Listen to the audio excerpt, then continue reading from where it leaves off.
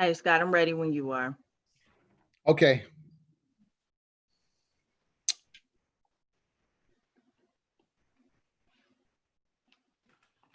Okay, ready to go, Janine? Yes. Okay. Alrighty.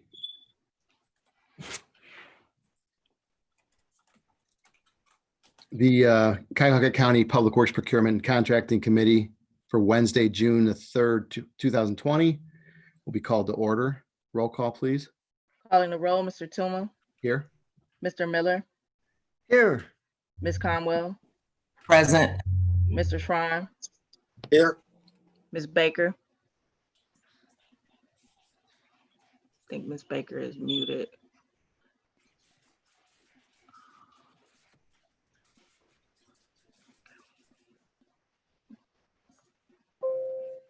I can see she's here. I heard her. Okay, she was muted. Ms. Baker. Okay, there is a quorum. Also let the record to reflect that council members Simon and Gallagher are in attendance. Okay, great. And if you're not speaking, I would ask that you mute your button there so it's easier, so we can hear better. Thank you. Councilman Jones is in attendance as well. Did you get that, Madam Clerk? Yes. Okay, great. Is there any public comment, Madam Clerk? No, Mr. Chair, no one has submitted public comment. Okay, thank you. And if I could have approval of minutes from the May 20th, 2020 committee meeting. So moved. So moved. Okay, we have a motion from Councilwoman Baker and a second from Councilman Schron. All those in favor say aye. Aye. Aye. Aye. Opposed, nay. The ayes have it. And if we could, we're getting some feedback. Upgrading kitchen equipment within the jail. If someone could lower or mute themselves, someone's got something going on over there.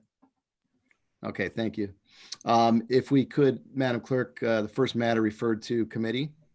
Resolution number 2020-0098, making awards on requisition number 48436 to various contractors in a total amount not to exceed $30 million for on-call COVID-19 emergency building modifications for the period 6/10/2020 through 6/9/2021. Okay, and who do we have speaking on behalf of the administration on this legislation this morning? Good morning, Chairperson Tuma. It's Michael Dever with the Department of Public Works. How you doing, Mr. Dever? Good morning. So we have brought forward, and hopefully it's made it to your attention, is a substitute ordinance for today's, or substitute resolution for today. And hopefully that's before the committee. And we'd like to actually speak on that item, if that's all right. Okay. Go. Feel free to start. You have a presentation, or? Yeah, we do. Actually, it's a PowerPoint presentation. So I have both Matt Reimer and Nicole English, part of my Public Works team, here with me.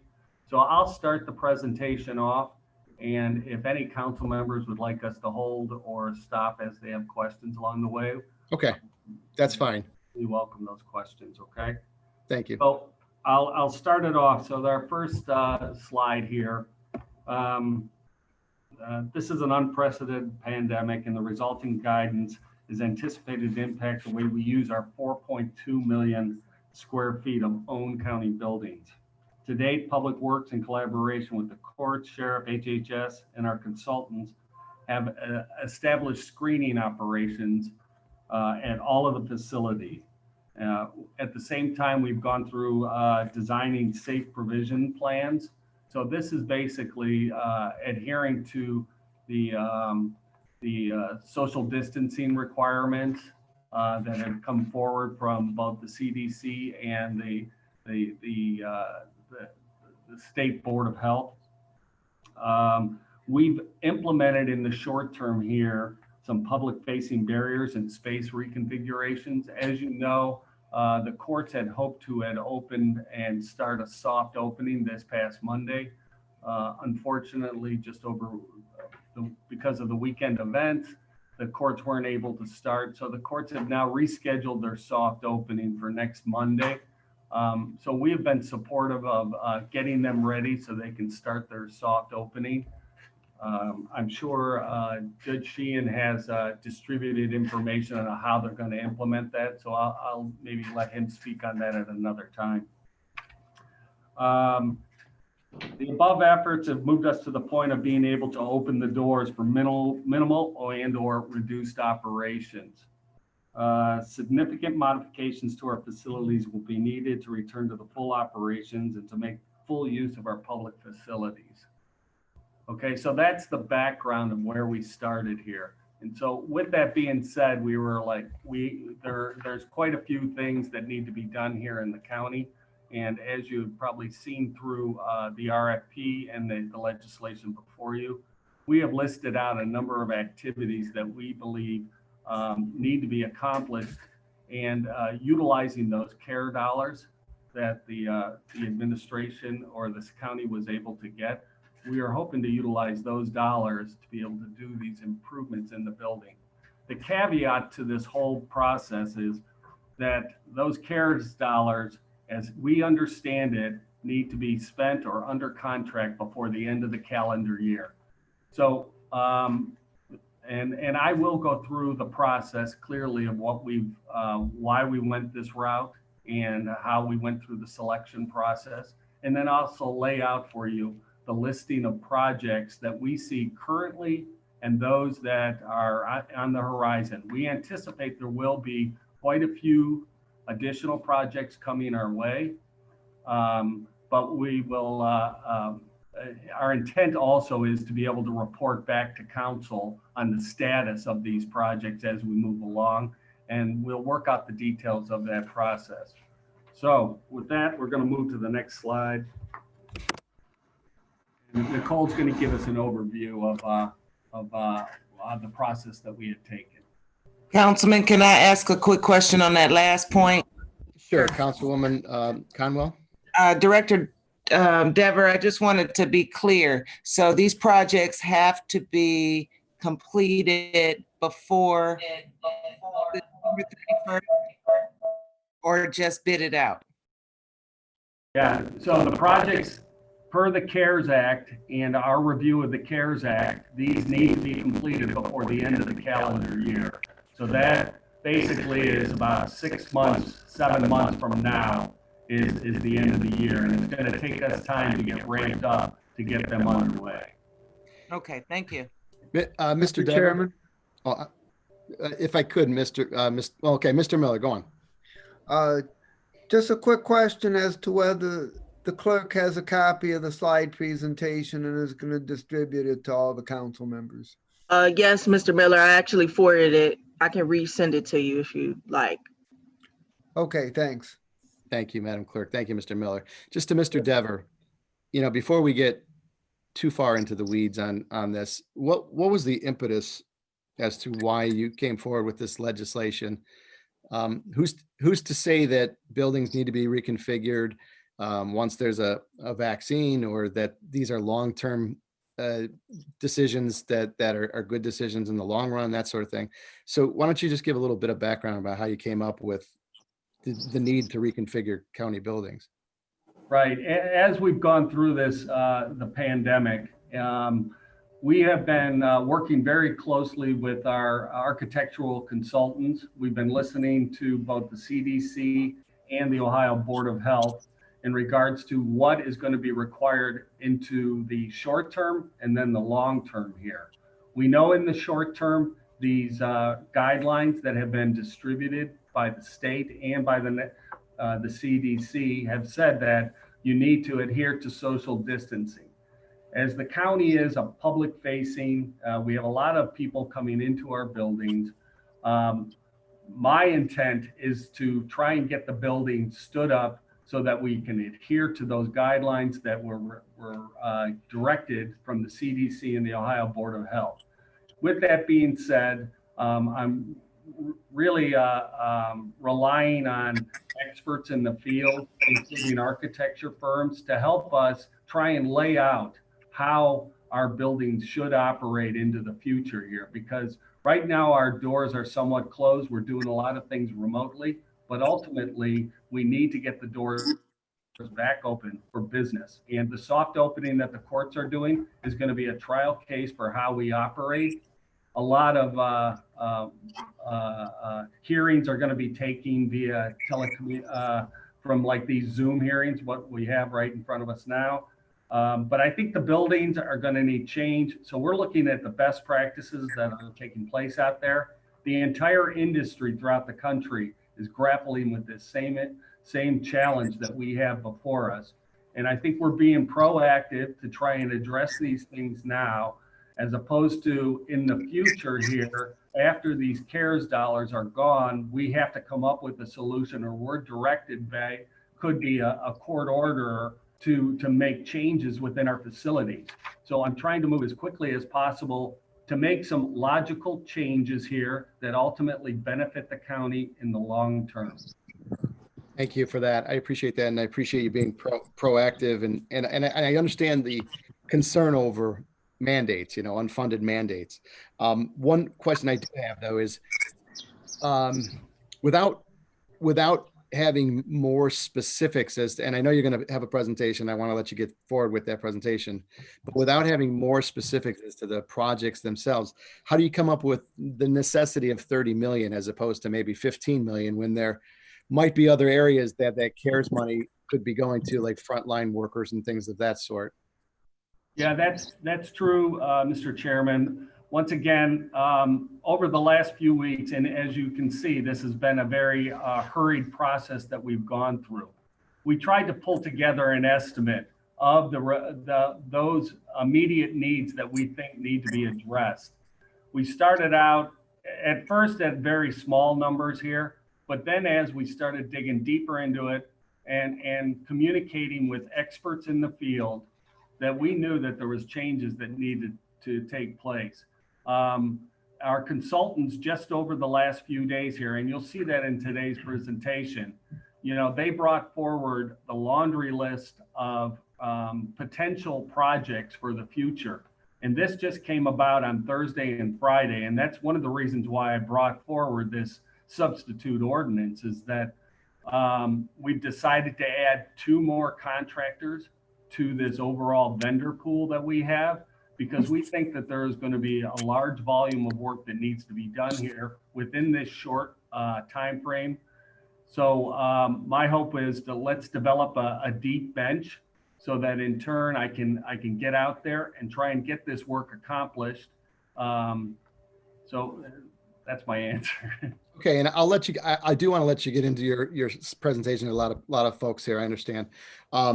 One more question is, what experts did you rely on for the? Well, we've been every day we actually are on a Zoom meeting, myself and Chief Bob Corey with the courts, and just 2 weeks ago they had an expert in to talk about the social distancing requirements. They gave some very telling testimony to the administrative judge and the other judges within the county court system. That helped us in determining, some of these improvements we need to do. At the same time, like I had said, we used experts in the architectural field also on the guidelines that they're seeing throughout the country, throughout the world, mind you, that they are recommending that these changes are going to need to take place for us to make sure we have a safe environment for the public to be able to work within. Okay, I'll let you continue. Mr. Chairman, can I ask Okay. one question? Because Yeah, it relates Mr. directly John. to his opening comments. Okay. Mr. Gaver, I'm pretty familiar with the CARES Act because I've been actively involved with it, with the payroll protection plan, the PPP. They made a significant change last week in the way that you answered that question. You answered it, I believe, when Ms. Conwell asked about it. You said it could be spent or under contract. And then when Ms. Conwell asked you about it, it went from spent and completed. That is a completely different definition of spent or under contract. And they made that change just last week in the PPP program, dropping the word and replacing it with the word or. And Okay. so if the word or is substituted, That is a huge change from whether we have to complete a project by December 31st or have it under contract to be completed sometime subsequent to December 31st. Are you 100% sure of which way it is? Because Ms. Conwell's answer received was and you started by saying spent or under contract. Yeah, I agree with you, Councilman. So there is a challenge here. It's either one way or the other. I'm telling you, it's going to be a Herculean challenge for us to get through this to December 31st. So if it does give me that flexibility of or under contract, that gives us a little bit more breathing room in regards to how we're motoring forward here. But as you know, the buildings aren't, I mean, we've done some temporary improvements here, and I think we're ready to set it up so that they can operate. But things are going to be very slow in these buildings. The elevator systems are going to probably be our biggest challenge. But if the language does read that it's or, and in turn that is the case, that gives us a little bit of more breathing room. But I believe a lot of these activities that we're talking about right now are going to be a requirement. And so the sooner we get underway, I believe it's the safer for the population that comes into these buildings. And we should be striving for that higher threshold of a safe environment in a government building. I'm not disagreeing with the need.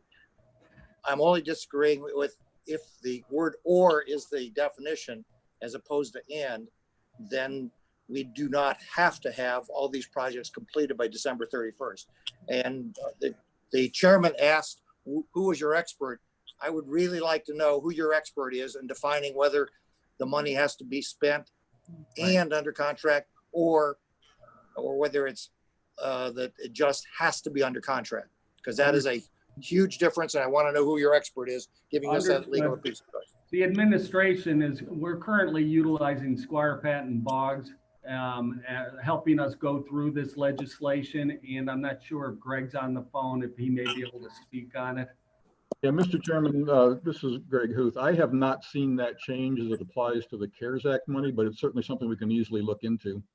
Yeah, no, I think we need an answer to that. I think that's a very important I'm not sure I can get it before the end of this meeting, but we can certainly get it sometime today. Okay, it is clearly it's in the CARES Act as far as the payroll protection plan. I don't know whether it's in our side. That's why I just want to make, if one is moving to that change, I can only think that the other is also going to be moving that way. Okay, if we can look into that. I'll see what I can find out. Okay. Mr. Chairman, that predicates how I vote on this. So if they could try and get that answer before the end of this meeting, it would be helpful. Yeah, I mean, Mr. Dever, I mean, is there any way you can have someone contact our legal counsel who's handling this for us, getting paid? I think we should have an answer to that before moving forward with this, a vote on this. I'll see. That's huge. That's an important element of this. I understand, Mr. Chairman. I'll get an answer as soon as I can. Okay, I appreciate it. Now, Mr. Dever, you could proceed with the actual presentation that you planned. And Mr. Chairman, but that's a huge idea. Mr. Chairman, I had one question on the slide presented. Yeah, Mr. Jones. Yes, Mr. Dever, the 19 bidders that were awarded, help us to understand or share with us how you put this bid out. What lists, what contractor, venues, how was this put out to the community, to the construction industry? What did you use? By speed, I know of, but what else was used besides by speed? Right. Well, Mr. Chair, if to Councilman Jones, if I could, can we go through the? I think I'll illuminate this during our whole presentation. That's fine. Process. That's fine, Mr. Jones. If that's okay with you, if I think it's probably in the slides. I'm guessing, Mr. Dever, correct? Thank you. Okay, that's fine. Good morning, Nicole English with Public Works. I'm just going to go through how we put this RFP out on the street. Obviously, Mike already talked about the need, and then our concept that we developed was to solicit and put out a master contract through an RFP process. Now, the variance that we did was that we put it out through Public Works. opposed to OPD. However, we followed the same format. If this was just an effort to get it out quicker and directly to the vendors. So we sent out the RFP on Friday, May 8th. It went to a vendor list of 35 vendors that we have had anybody who has done business with the county, who is listed as a registered contractor through OPD's website, the SBEs. It also went through BuySpeed to every registered contractor in the BuySpeed system. So we directly sent out to around 35 vendors, but then it also went to hundreds of vendors through the BuySpeed program. And the change that they got is, normally they might only get the notice for the RFP. The RFP itself was directly sent to everyone. So they had a heads up. They didn't have to call us and get the RFP. On day one, they had the actual copy of the RFP. So the responses were due on Tuesday, May 19th into Public Works. They were emailed to us again, so we had a quicker response. They didn't have to try to enter the building, produce paper. It was easily just emailed to us. We received 19 proposals. That afternoon of the 19th, they were due at 11. We started immediately with our selection committee reviewing them by ourselves independently. We then met on the 20th. The selection committee consisted of 4 members of Public Works, which is our typical process that we do through Public Works on evaluating and scoring proposals. There was 4 categories that we selected based on, again, very similar to the normal RFP process, and points were assigned as a group for all the proposals. We ranked them. At the end, price was a component, not a large component, but price was something that we scored, and also geographic location had a piece in it that the county businesses did get extra points for being in the county. So that we're proposing that the top 8 ranked firms are included in this master contract. And this is a $30 million contract. While the legislation will read an estimate of 3.75 each, we will go into how the work will be divided. So it could change.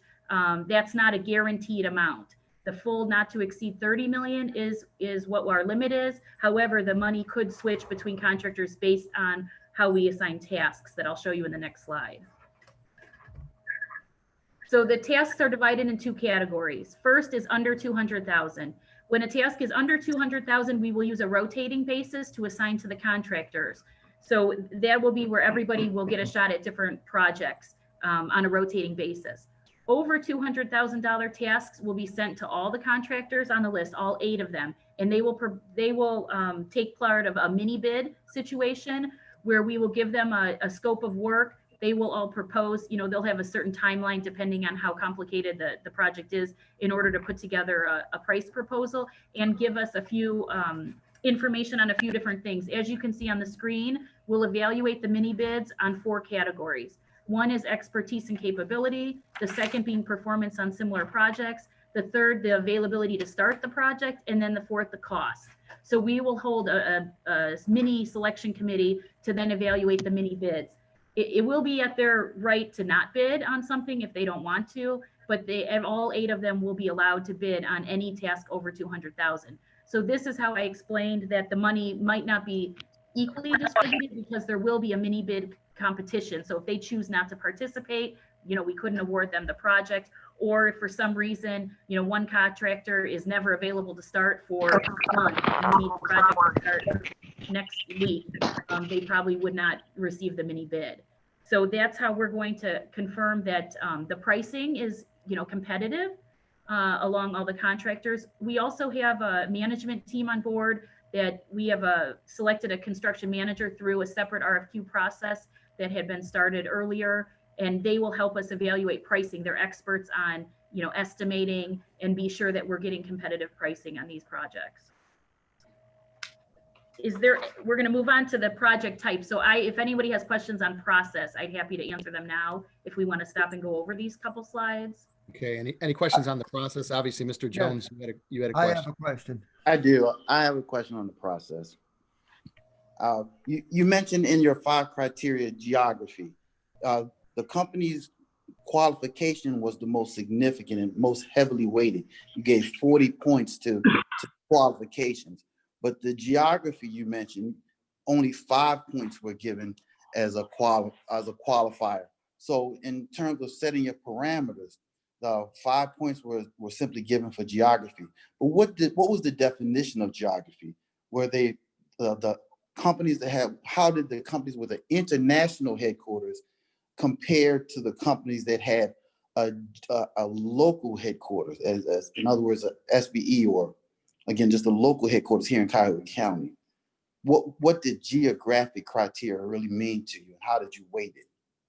So the geographic criteria is if they were going to perform majority of the work out of which office. So if they identified their local office is where all the work will be done out of, they receive 5 points if they're in Cuyahoga County. If they're in an adjacent county, they get 3 points. If they're in Ohio, they get 1 point, and outside of the state, they get no points. So they, while some of these are international companies, they have major offices within Cuyahoga County. And if that's where all the work or majority of the work was going to be performed, as they stated in their proposal, they did get the 5 full points. Excellent. How did, on the largest weighted one of 40 points, how did you characterize or qualify, again, companies, again, the vendor qualification? We looked for companies that have performed similar work. So the tasks that we anticipate, which you'll see a little bit later, we gave extra points for companies that have already started providing COVID response to other agencies. We saw some that have already worked with the Browns, Case Western Reserve, CSU, Cleveland Clinic. So some of the companies who've already started working on this COVID work, so that they have some experience working in active buildings, working for public agencies, task order work. So if a company is only done, you know, big major jobs that you get a full set of plans and you bid on, that they might have scored a little less than companies that are used to sort of on-call, quick hit, you know, need to get ready and, you know, execute immediately. And then also as part of the vendor qualifications, their commitment to diversity was included in that 40 points. So each proposer had to give us a section on how they are committed to meet the 30% PPE or SBE, MBE, WBE goal. It's a combination goal of 30%. And they gave us sort of a write-up as to their commitment in the past that they've done and how they commit to do it on this project. Most of them have named sort of partners that they use that are minority or small businesses, that they even have a mentorship program, apprenticeship program with the workforce. And we're happy to share any of the proposals with you guys if you'd like to see sort of those write-ups. That was part of that 40 points. Okay, and Nicole, this might be a good time to answer my earlier question about your process for pushing the contracts out. What were the, obviously you mentioned buy speed, but what were and 35 vendors actually responded, but what were the contracting venues that you did not push out to? Because I know there's some more general ones that reach out to even a wider range than just 35. Which ones did you use and which ones did you choose not to push out to? So the buy speed goes to everybody registered with the county. We also compiled our own separate list of 35 that we called the companies and got names, so we were sure that it went to a person at the company, and that was anybody who had submitted on a previous county project. We did a search through OPDs, SBE, diversity contractors, and we pulled anybody that has registered as construction through OPD. So all the registered SBEs and MBEs and WBEs were on our list. And then also it went to Builders Exchange. And I want to say one other firm that is similar to Builders Exchange, where these companies have registered and they also get it through the Builders Exchange, which is a agency that essentially just, you know, alerts the contractors that work is out there. So they also touch then a whole nother host of people. Some could be overlap, but that ensured that we got this out to a lot of people. I think one good piece of information is 19 respondents. We have never seen, I mean, in my 10 years at the county, I've never gotten 10 responses on an RFQ or an RFP. This is really a high number. I mean, granted, the amount is high, and because we're awarding multiples, I think the interest was there. But to see that we did get 19 respondents shows that, you know, even though there was a short time frame, we definitely got the word out and people were talking and were able to respond in that manner. Mr. Chairman. Okay, thank you. Ms. Conwell. Thank you, Mr. Jones. Ms. Conwell. I think Dale was first, but mine is quick and on this point.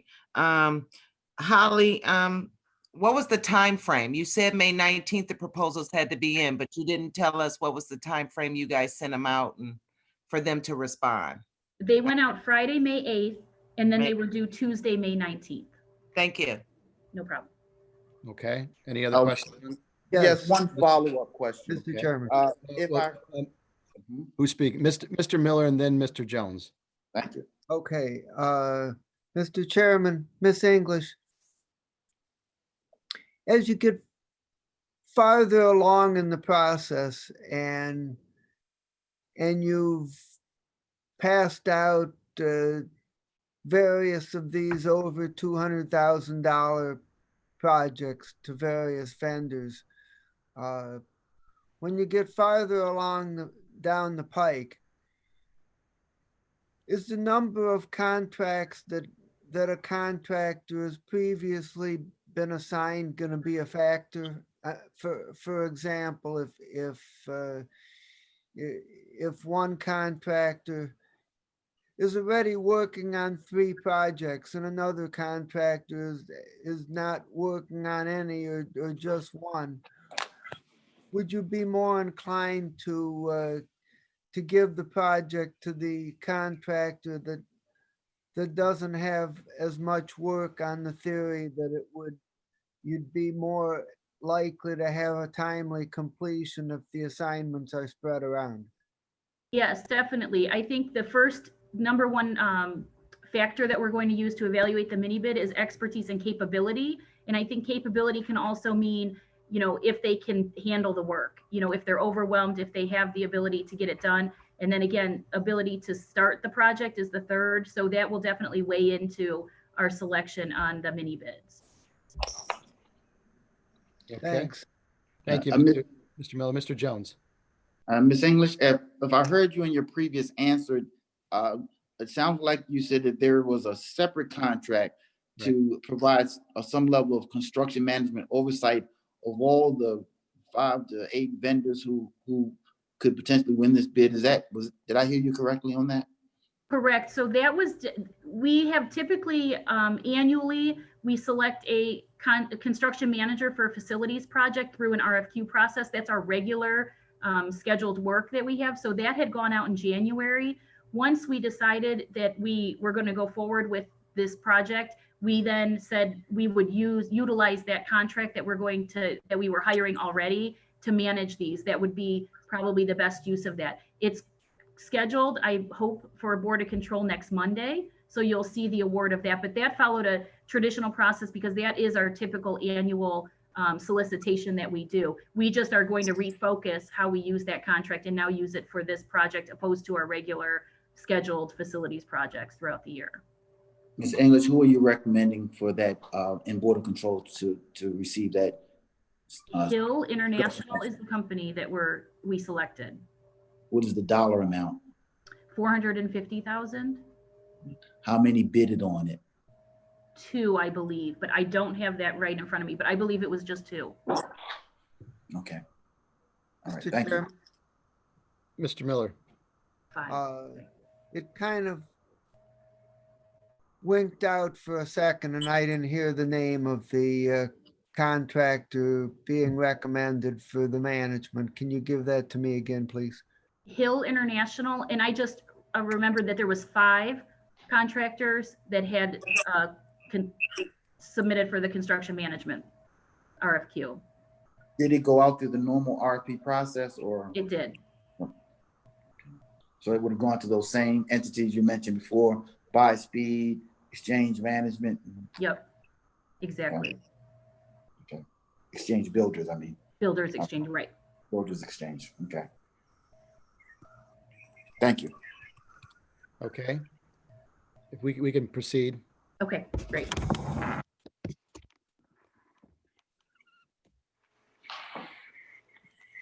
Mr. Chairman, good morning, committee members. Matt Reimer with the Department of Public Works. At this point in the presentation, we're going to walk through some of the example projects that we are anticipating for this. As the director mentioned earlier in the slideshow, we've been focused on the technical guidance coming from the CDT which there are engineering control guidance that come out through that entity. Also, the Ohio Department of Health.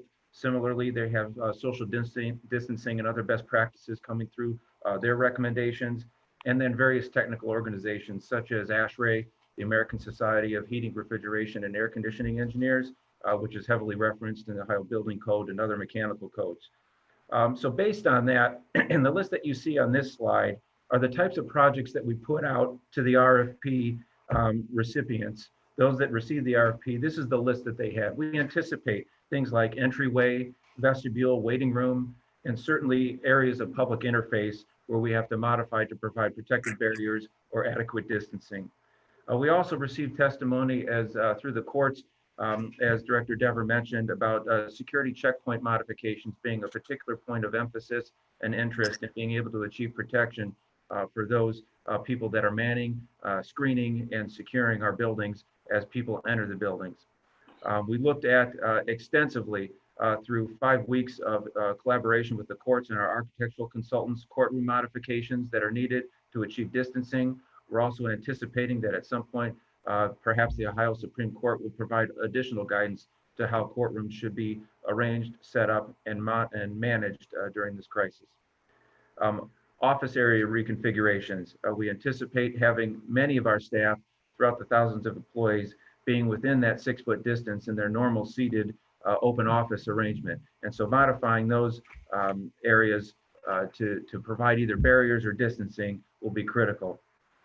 Another key component will be our juvenile detention or our county jail facilities. I'll get into that on an upcoming slide, but being able to use our open housing units that are currently not in use because of isolation recommendations from the medical community will be critical to probably getting through the next year time horizon on this. Also, there may be technology and security upgrades that may be needed to change the way we work.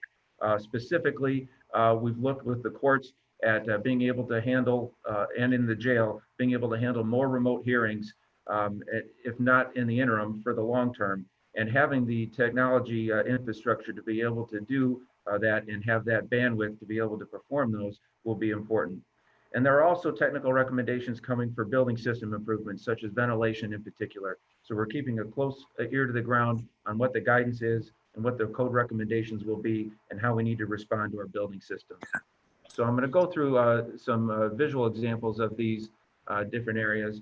One sample project, we've struggled and put a lot of effort into the reconfiguration of the Justice Center atrium on an interim basis, but we anticipate that there could be a full workload just in the atrium of the Justice Center. We're fortunate now that it's the summertime and we can, if we have to, have people out lined up outside underneath an overhang as the building is constructed, but that can only last until the weather holds. So we're looking closely at how we need to modify our Justice Center entry and atrium, in particular on how we queue people up to the elevator. That's what we think our limiting factor is going to be in the high rise of the Justice Center and getting back to full court operations. Yeah, Mr. Reimer, thank you. As far as the Justice Center goes and jail and such, I mean, there's talk of it not being around in a couple of years. So, I mean, how much money are we going to invest in a building? Right. So that's an excellent point, Councilman. So the Justice Center, we're in the midst of the stakeholder discussions regarding the Justice Center. We've hired PMC and DLR, sorry. Been a long time. So we have retained them.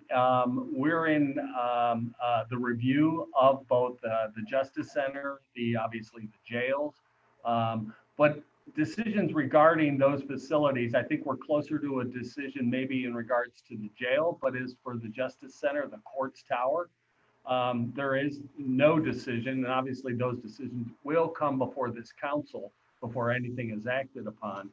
But the timeline, most of that new construction, or if we're going to do something to the Justice Center, those are years out.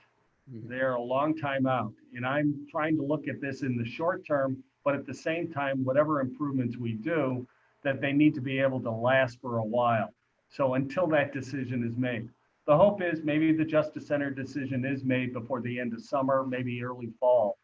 But if that's not made, and we're still evaluating things, I need to go forward so that the courts can still operate. And the Justice Center, as I've said this before in other committee hearings, is the second busiest public building in the county outside of the city airport.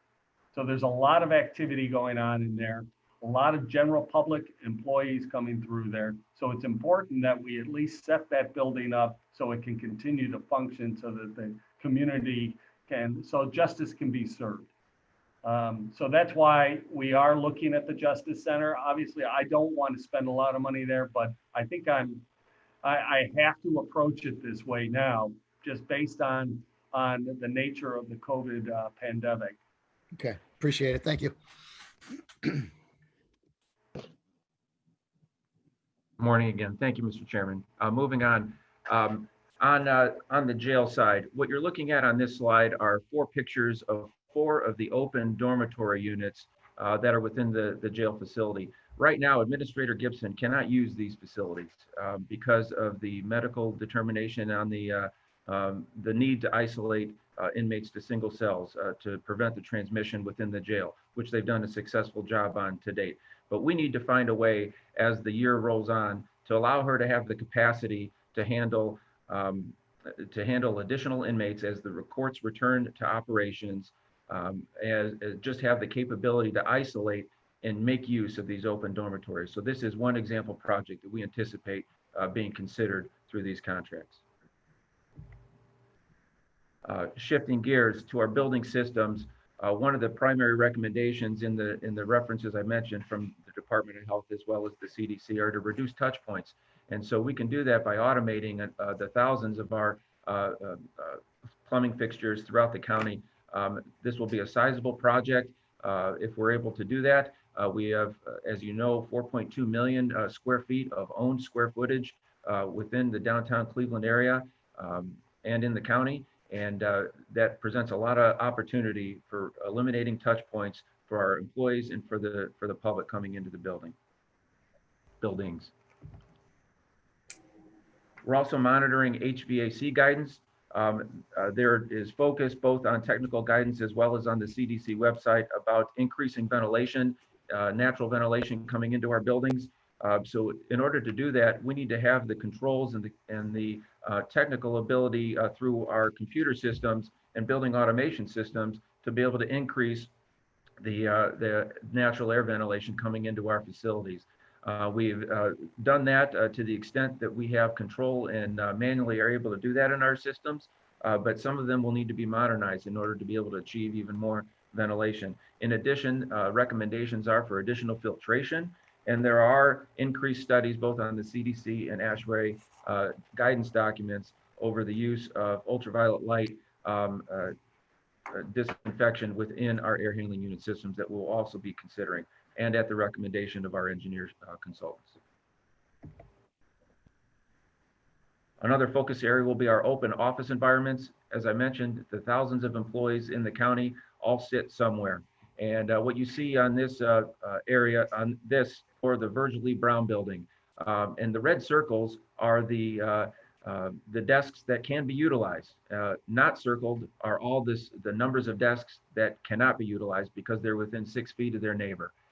So we have to provide either a system, either reconfiguring the furnishings, replacing the furnishings, or providing barriers between those workstations in order to use County, and he has a substantial number of personnel that are working off-site now or remotely.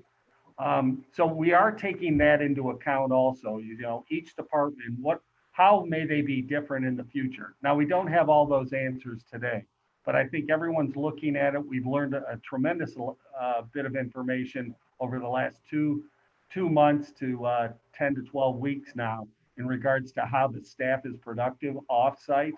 So is there opportunity for more of that to take place? So I know that each department is looking at that from that lens and those opportunities.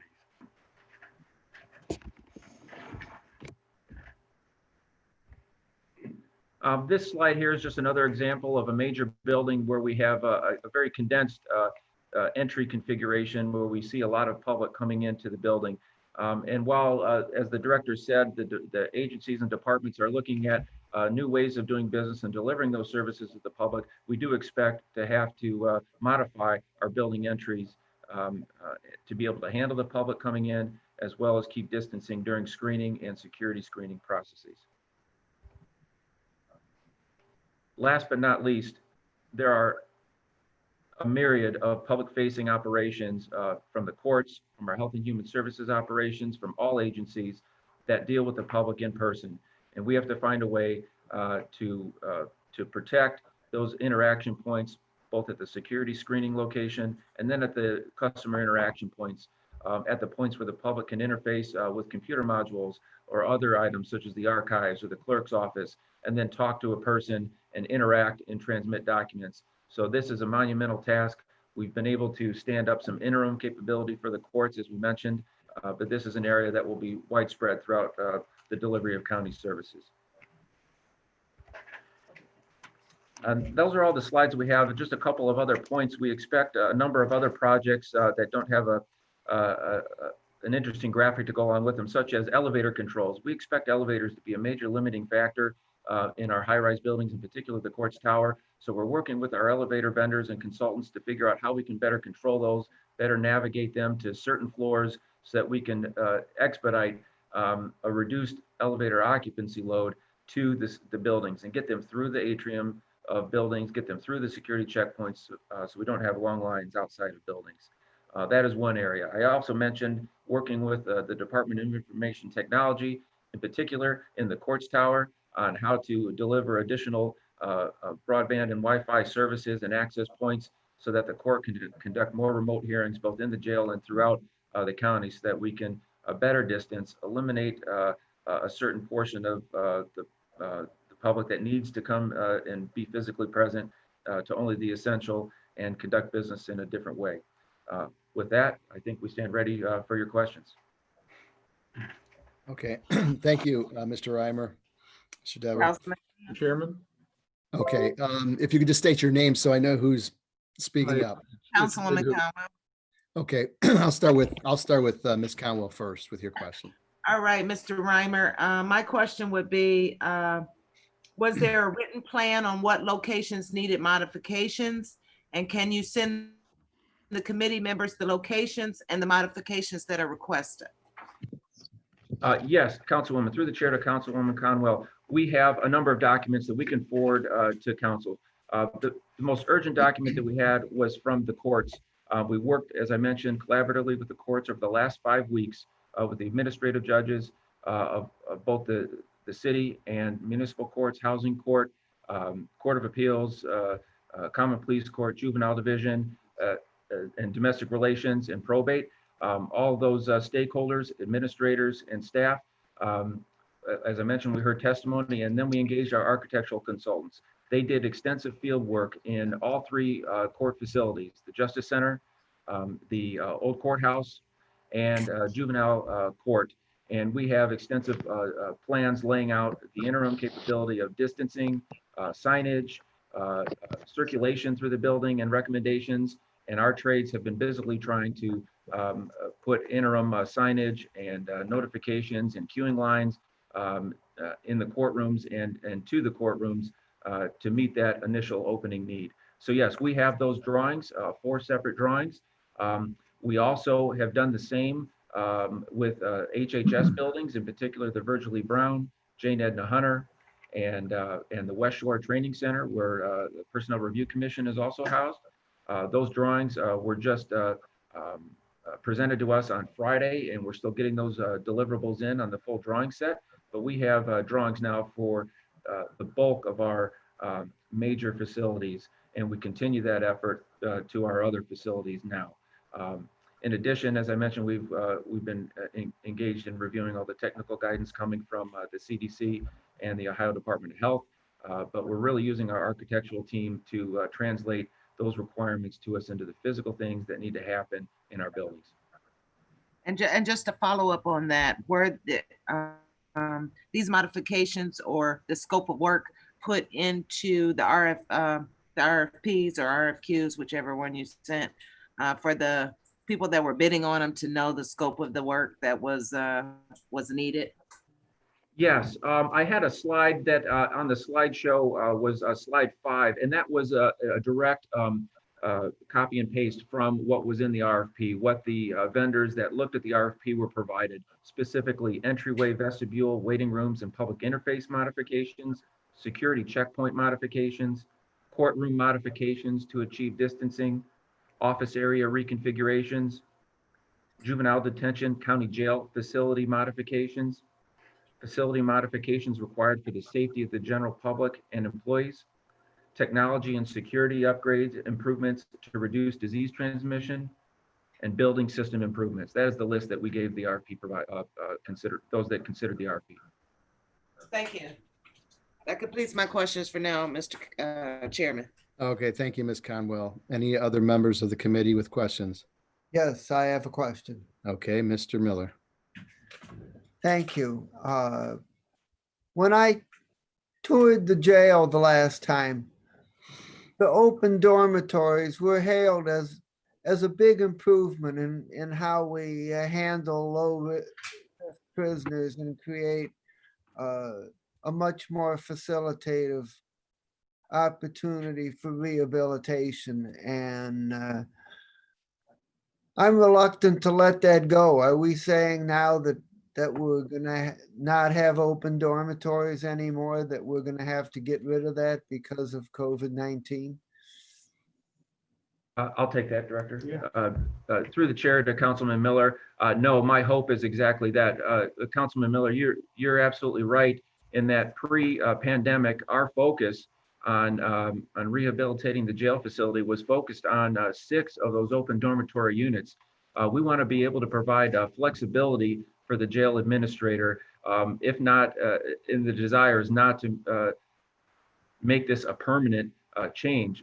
I'm looking at examples that I've seen through various outlets, media outlets as well, such as the Cook County facility, the temporary field hospital type of things that were done at Cleveland Clinic.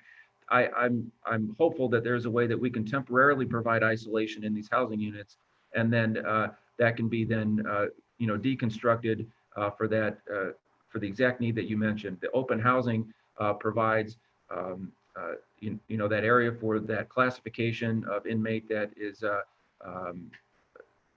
in a rehabilitation state, or in a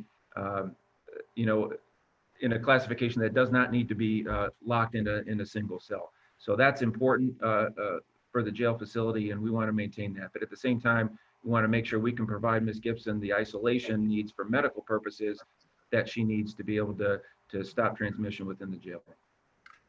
Okay, thank you. Thank you, Mr. Miller. Mr. Dever, I have a question for you. So a lot of the projects that you guys have listed and named, they some of them seem like they very practical moving forward into the future. But a lot of this stuff seems almost aspirational in nature. Like we'd like to see this large scale social distancing, in our buildings, in our county buildings. Why not come to Public Works with 10 projects at 15 million or what have you? Why this large 30 million? Let's get everything but the kitchen sink in there. Usually when we've had a good working relationship over the last couple of years. Usually when you guys come to us, you say, here's the project, here's why we're doing the project, here's the funding requested, we need this money, here's why.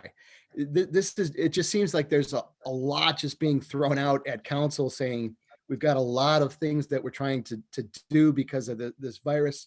I'm not arguing whether or not it's legitimate or not, but again, it's the timing element. It seems really rushed, really put through quickly.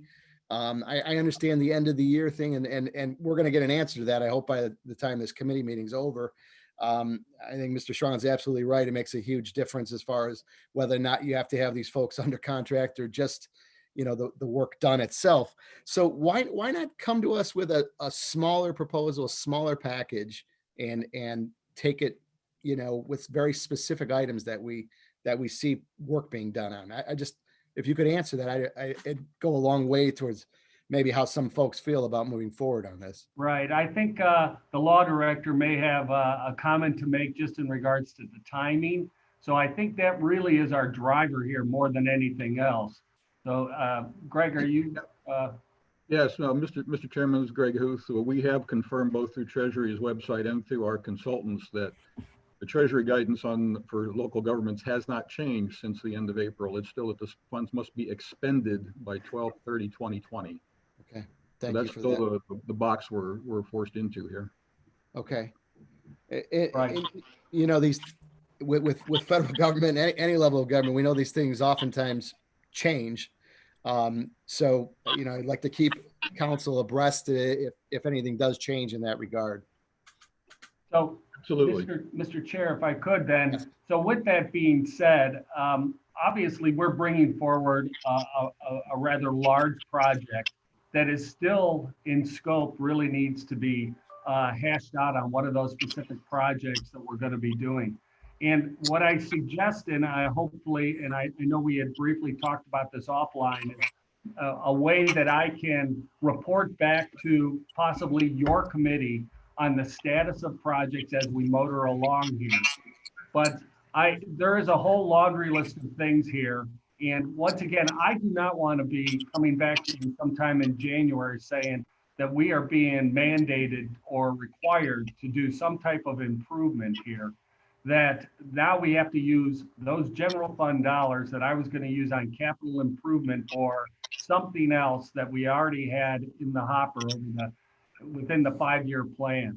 So I'm really just trying to take advantage of those dollars that are available so that we can do these improvements in a practical way and get them finished. But at the same time, is there a way that I can report back to committee on a regular basis to give you an overview of those projects and how they are proceeding, so that you do have that opportunity to weigh in and say, what are you doing here? Sure. And Mr. Dever, I appreciate that. And again, I've expressed, you know, my belief that I don't like unfunded mandates as well. And what that does to the various levels of government. I get that. My question is how, you know, how does council, without more specific guidance or more specific of a plan, not know that maybe just moving some partitions or you know, spreading desks out would resolve the problem versus like gutting an entire floor and spending a lot of money that might be better served in other areas of county government. I mean, we sat through a finance committee not too long ago and had to listen, you know, in depth about all the issues that the administration feels they're having with respect to the budgeting and such. And how do we know that some of this money couldn't be better served in other areas of county government? Not, you know, and again, I'm just throwing that out there because I think it's something that needs to be at least asked. Right. You know, our focal point will be squarely on the entryways at first, and those areas that are frequently touched or high public touched areas. I think as we go through the discussion with the directors and the chiefs in regards to how they're going to, you know, provide the public services they currently do now. So there may be more remote services provided. So in regards to like the cubicle areas and things like that, I think there will be an opportunity to slow somewhat. But once again, Councilman, I'm just trying to get myself in position to move fairly quickly here. And the procurement process is going to be something that'll drag us down if I start breaking this down into a smaller project to follow the county's typical procurement process. I'd love to do that and give ourselves more time and break these down into smaller projects. But once again, the urgency that is in front of us, and we're going to try and make the best decisions here. And like I said, we can continue to report back to you and to give you updates as we go along, and the opportunity for council to say, you know, what are you doing here? Why is that decision being made?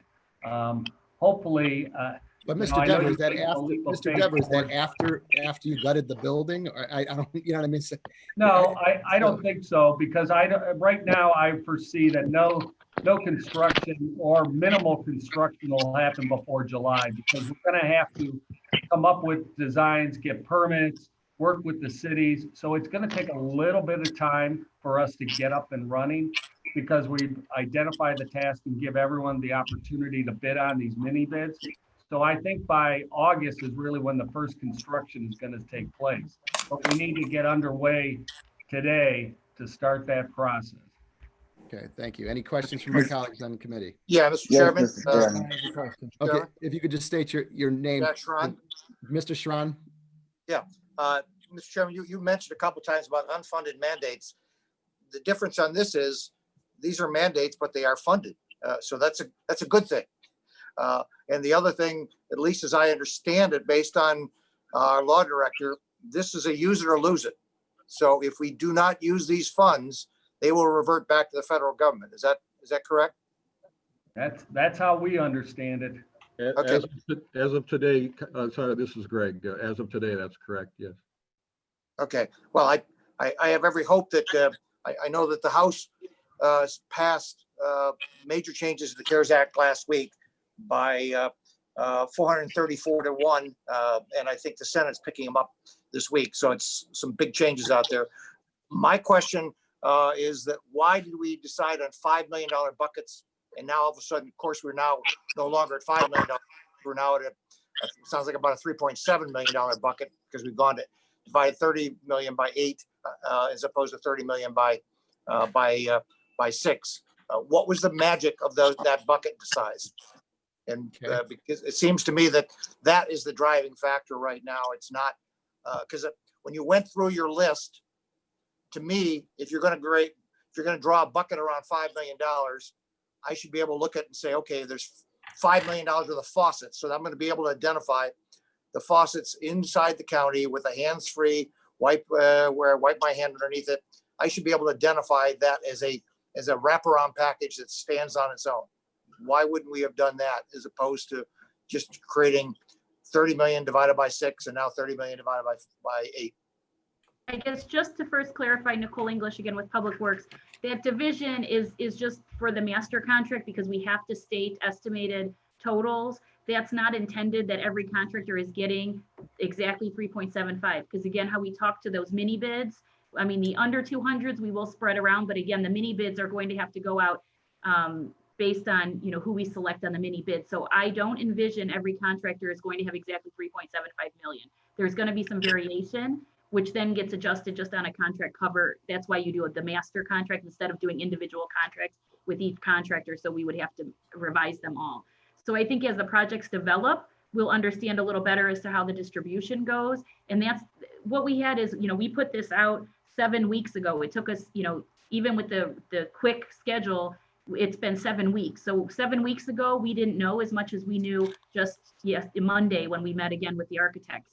So we've been developing these plans. And so I don't think we had we didn't have really developed projects to say, okay, we can do, you know, one contract for 3 million, one contract for 4. We didn't know 7 weeks ago. We are now working to develop, and we are also going to need the contractors to help us, because they're going to take a look at the plans and do a little bit of value engineering, you know, give us back feedback that says, you know, if you do it this way, maybe you save money on the upfront, or maybe you do it this other way, you spend a little more upfront, but you're going to have a much easier time on maintenance, say for HVAC units. So we need these design builder contract type, you know, they're going to be a big team. All these folks have teams that are put together. And so we're looking at them to help us even work on, you know, finalizing the scope of the project. So I just don't want to confuse that 5 million, 3.75. That's really just an equation, not necessarily an exact science as to how that's developed.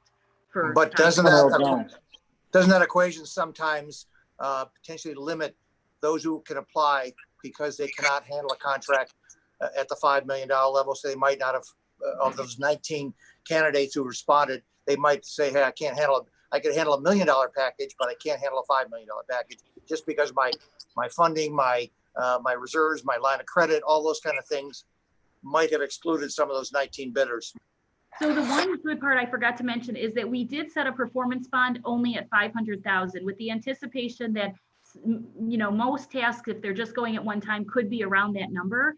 So I think we saw, you know, of the 19 bidders, several small businesses, you know, have participated. We have a couple selected as primes. And because that performance bond, they were able to get that performance bond. I think that sort of drove the decision as far as submitting. So then anything above the 500,000, we would work with them on if an additional performance bond is needed, but the requirement was only 500,000. So that really helped, you know, contractors identify that they could do this work.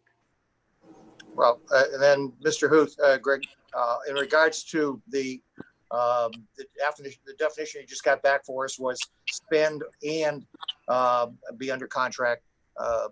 One of the things that we perhaps could look at creatively, we could be buying all of the faucets and have those purchased, have that contract piece of just the acquisition done before December 31st without necessarily the installation being done, so that major items could be bought. And I know that people are looking at doing the exact same thing under the PPP as far as with salaries. So the same thing can be done here. So don't necessarily exclude that as the procurement could be completed process, even though the installation is not by December 31st, Greg. Right, and there's a lot of big items, you know, when we talk about HVAC, the lead times out there, especially with everybody else under the sun looking to do similar things that we are, you know, we want to be sure that we get these guys under contract and they can start, you know, making those purchases as we need them so that we can get the lead time and get them here before the end of the year. But that's my point is break even the installation into two subcomponents. The purchase of the HVAC system, pay that money, get it out of hand, even though you might not be able to get it installed under the CARES Act program. The purchase could be under the program, but the installation could be could be coming out of different funding. Exactly. Yeah, we'd love to do it all, but if not, that's definitely a creative way to make sure we maximize the fund use. Okay. Purnell Jones. Other questions? Purnell Jones. Okay, Mr. Jones. The Okay, Ms. 3.75 Baker after million, Mr. Jones. Okay. the 3.75, Ms. English, is that a maximum dollar amount each vendor, winning vendor can be awarded, or could they possibly gain work or do work above and beyond the 3.75? So the max, the not to exceed value in this master contract is the $30 million figure, right? So no, we can't go over 30 total. The 3.75 is our estimate. So some vendors could go over the 3.75 and some could go under. Our hope is, you know, that it would be somewhat varied, but like I said, on the mini bid, you know, if somebody chooses to not bid on projects, we can't award them to them. Or if they, you know, constantly put in bids that are 3 times as much as everybody else, we aren't going to just give them the work to get them to that number. You know, we hope that it will be, you know, fairly evenly spread, but we are, you know, planning to use that mini bid to be sure that we are competitive in nature. The other piece is that they could possibly even team up and work on projects together. You know, the amount of work that's out there, I think, is going to be spread quite a bit. And between subs that they're going to need to have on board, even of the 19 that submitted, I think we're likely going to see several of the 19 that didn't get the work as subs to the primes that we are going to get. So we're going to see a good amount of contractors working on these projects, whether it's the primes that we've selected or their subs. So just to give it back so I understand, the 8 who have been recommended to win the award, they have actually won the right to bid on the mini bids that you will send forward. So if, say, and I'm just making up names, if Turner has to do a Cleveland Clinic project, when you send out the mini bid, they may not be able to bid on that particular task order in a few months, but one of the other 8 may say, I am available to do it and it's within my scope and I can do it. And that's the purpose exactly. of it. You're exactly right. For the over 200,000 mini bids, the under 200,000, we plan to just distribute in a rotating fashion because those are sort of smaller, quick hit. But the over 200, you're exactly right. Okay. One follow-up question. We know time is of the essence, but we don't want other things to get lost simply because of time. And as Mike said, sometimes we just have to ask those, what are you doing questions?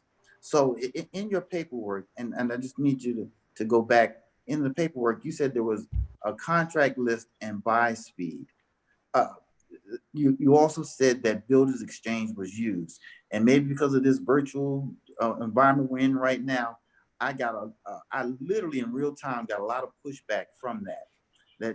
In other words, there are many who are saying it's not on Builders Exchange. Can you verify or share with us, give us any confidence that your department did put this contract out through Builders Exchange? And what was the contractor list that you alluded to in the paperwork, but did not name it specifically? We can share that with you. We have the listing and the email when it went out and who it went out to. And we can pull the full list from by speed as well. I'm happy to share any of that information with you.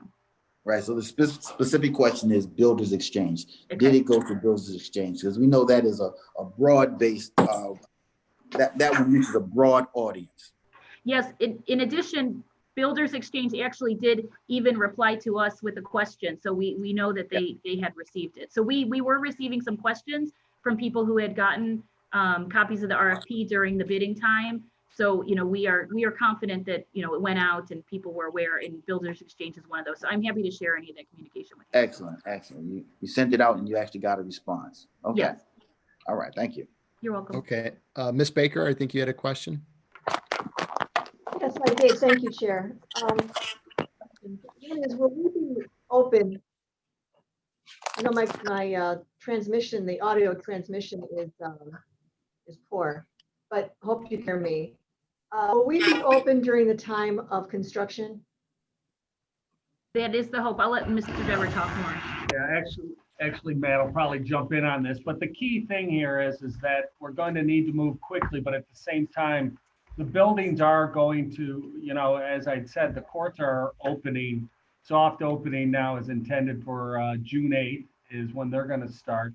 So I'm foreseeing that a lot of this work is going to have to take place probably after hours in some of these buildings, just because if the general public is coming in and how the flow of traffic.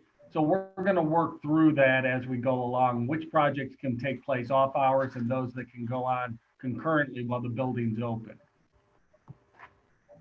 Okay, good. So with the courts opening Monday, or they would have opened this past Monday, what provisions would they have taken? Would they have done the 6-foot distancing, wearing masks, making sure that touch points are clean, all the things that we see our restaurants and businesses doing right now in order to comply and keep people safe? Perhaps in the elevators, allowing only 2 at a time. What are they doing in the interim to make sure that they can open safely? Through the chair to Councilwoman Baker, this is Matt Reimer with the Department of Public Works. Yes, so we spent, as I mentioned, those 5 weeks of collaboration with the courts, coming up with the interim plan of how we were going to move people through the 3 courts buildings.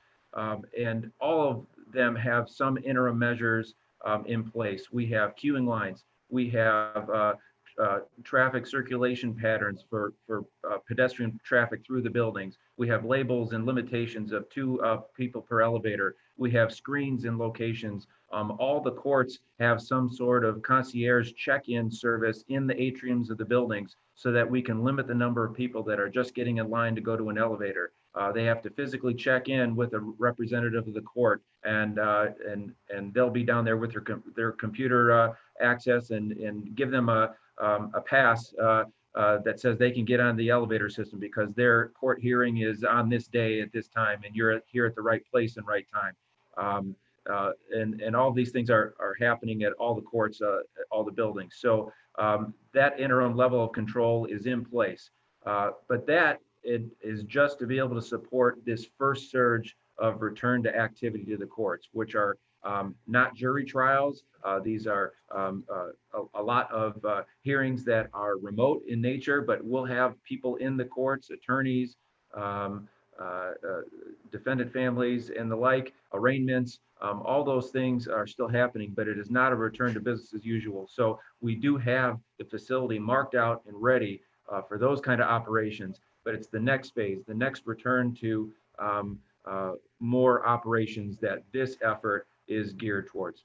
Just to add to that also is we've stepped up, obviously the cleaning effort is a key piece of the return to normal here. excuse me, we have moved a substantial portion of our custodial staff from second shift, when they typically clean the building, to day shift, so that they can continue to do frequently touched surface cleaning. So that has become a priority also as we move towards this reopening phase. Okay. Any other questions if from I my may colleague? ask- Oh, I'm sorry. Yes, Ms. I have Baker. a question. Ms. Baker, I think had a If follow-up I and then may you, follow Mr. Miller. up, Yep. thank you. So given what you just said about opening and having a soft opening and continue, if we don't finish this construction by the first of the year, and we're already going to be 6 to 8 months into this pandemic, what will be our conversation in January, and what will be our conversation in July of next year, when we're finally completed and all these provisions are in place and the pandemic could be behind us? What would we still want to have these pieces in place, given that we may be where we're going to be a year from now, perhaps 6 months ago, when we weren't talking about needing all the revisions? What thought process have you gone through in moving from what most businesses are doing right now with masks and distancing and seating apart and remote offices and all the things that they can do within their controls, to a $30 million reconstruction of all of our buildings that we all anticipate should be ending this time next year? Where are you in thought process of making that kind of investment for something that we all not hope but anticipate will be ending? So everything that we're going to do here is not something that's going to be thrown away. It's going to be a more healthier environment for the building overall, and those people, the general public and the employees coming in. So anything that we're going to do here is a plus to the county.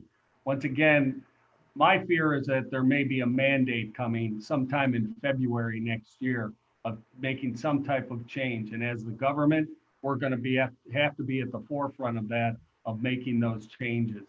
So I think anything that we do today and utilizing these CARES dollars, there's going to be a net benefit for the county. So that's how I'm trying to approach it. And like I said, I welcome the opportunity to continue to come back before maybe the Public Works Committee to continue to give updates on where we are, what we're doing, so that you have a very clear understanding of what the challenges in front of us and then how we're going about accomplishing it. Pernell Jones. I think Mr. Miller had a question first, Mr. Jones, and then you can go. Thank you very much, Mr. Chairman. And my question is, am I correct that this legislation envisions that these mini bid processes for the contracts over 200,000 would not have to come back to county council? And if I'm correct about that, do you envision any process for an informal interaction between the administration and the council as this process unfolds? Mr. Dever. Thanks. What we stated in our alternative procurement was that the over 200 mini bids would be approved by the Director of Public Works. No, over the mini bid is still your approval. Yes, under 200 is not a mini bid, but they still, everything gets approved by the director. However, we've talked about with Councilman Tuma about possibly, monthly coming back to the Public Works Committee. We will have a tracking mechanism on every single task and where it stands, whether it's just been identified, it's gone out to mini bid, it's gone to a contractor if we have a price in or not. So we're happy to come back and present on some regular basis so that you know where we stand on every task that we're doing. That's how we proposed it. We're happy to talk to you about another option. It's just what we don't want to be stuck with is, held waiting for a meeting that has to happen in 2 weeks when something needs to get started and get ordered because it's a long lead time or we need to get moving on it. We hate to be stuck with waiting for a meeting to happen, but we're happy to work with you on some kind of reporting procedure that you would like. My suggestion would be, in addition to the monthly report back meetings, to send us a weekly tracking report. That's fine, no problem. We are going to have weekly meetings anyhow with our team, like we talked about. Hill is the contract manager, so we're going to have weekly owner rep meetings. So we'll be updating that form weekly anyhow. So we're happy to share it. Mr. Chairman, the other question I had was to Director Dever. If you could tell us a little bit more about that, that new governmental directive that you said might come about in February. It seems like you have some knowledge of what this might be and where it would be coming from. Could you elaborate on that? Well, for what I'm trying to do is we've been giving guidelines from the CDC, the Ohio Board of Health, on regards to how to control this pandemic. And it looks like those guidelines are going to be in effect for quite a while to come. Social distancing is going to be a guideline that I don't think is going away anytime soon. They don't have a cure for this yet. And then whatever comes on in the horizon here. So that's really what I'm relying back on. This is what we have in front of us today.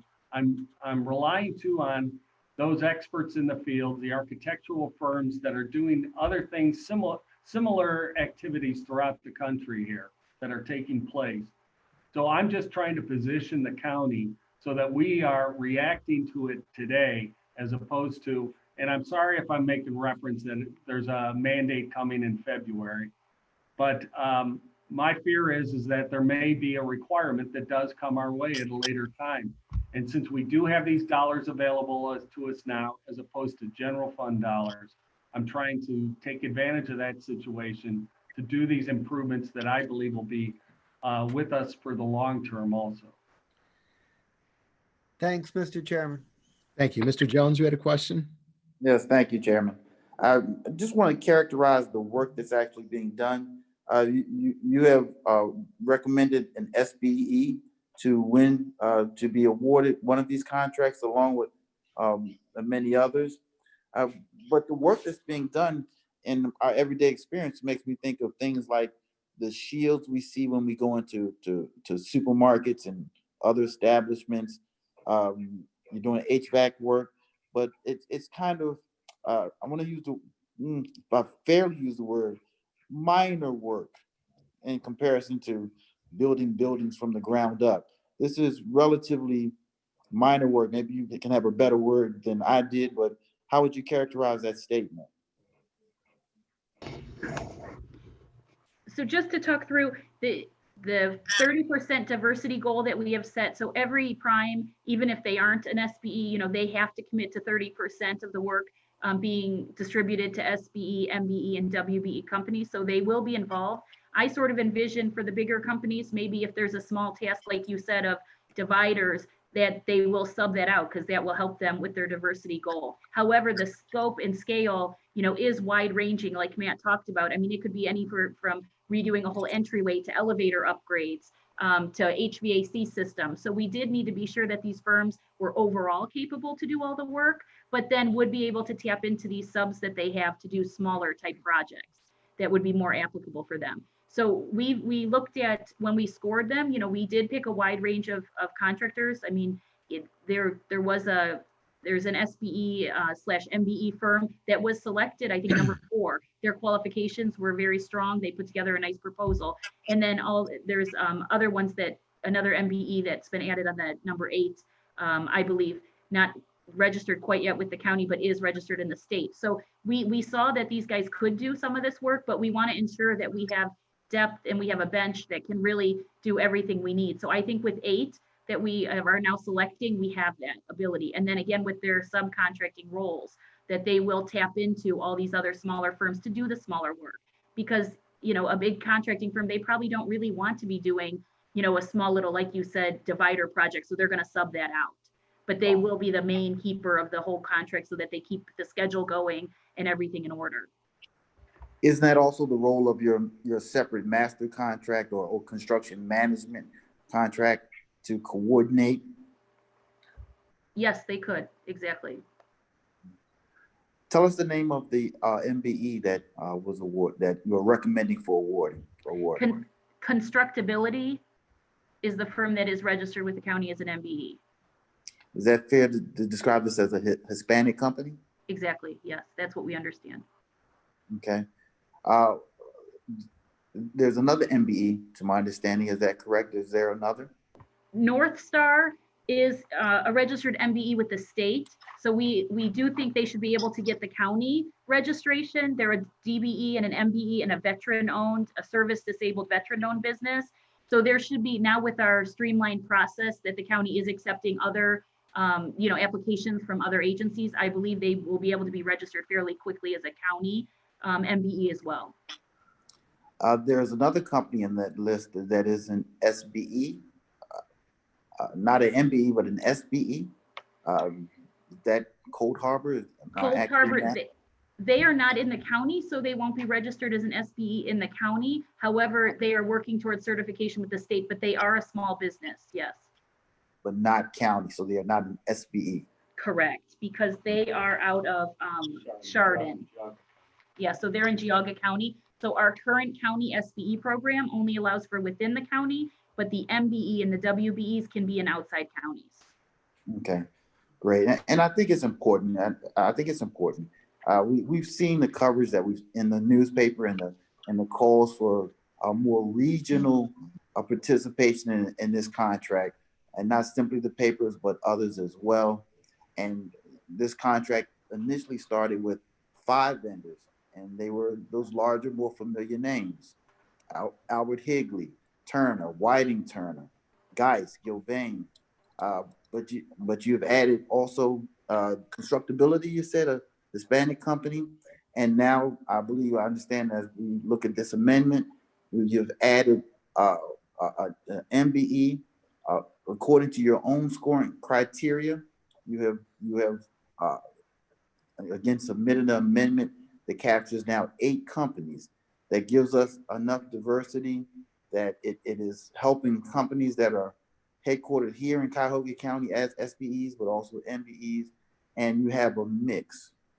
And I believe if you also adhere to your own diversity goals, that as we hear more about what you're presenting to us, I'd like to think that you have started to capture, again, the necessary diversity that was not there initially.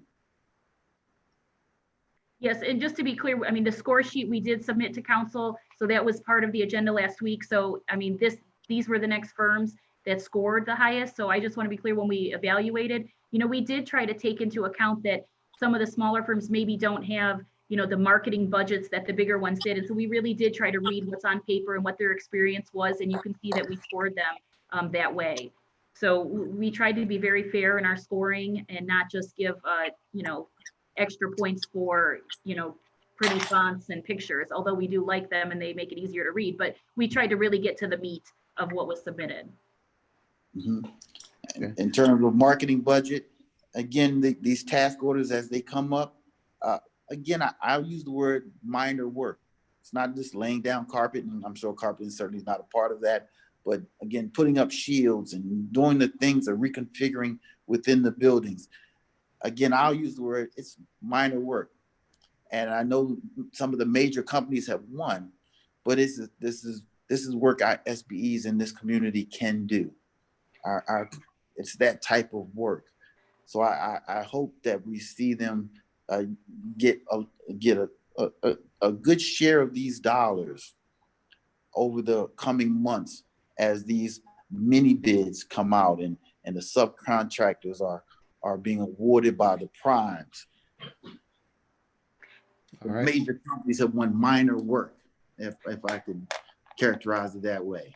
I think just to be clear, some of that is, you're definitely correct, but I think we also do have some projects that will be extensive and, require expertise in what we're looking at, as far as, HVAC systems and elevator systems and, if there is a major overhaul of the entryway. So I think it's going to be a good mix of, bigger projects and smaller, which is where we came up with the $30 million estimate. I mean, if it was all small, we probably wouldn't be hitting the 30 million. But just, there are some more complicated technology like we said in the Justice Center, upgrading the Wi-Fi, which isn't just running a wire. I mean, you've got to be getting into all the rooms and the buildings. So there is going to be some more complex projects that some of the bigger firms, have the ability to work on the scheduling and get all the different trades that they need. So I think this is going to be a very nice mix of big and small that will have lots of local firms working on the projects. Do you have just a rough estimate of how much you think the IT and the HVAC work will come to of that 30 million? I'll let Matt Reimer talk.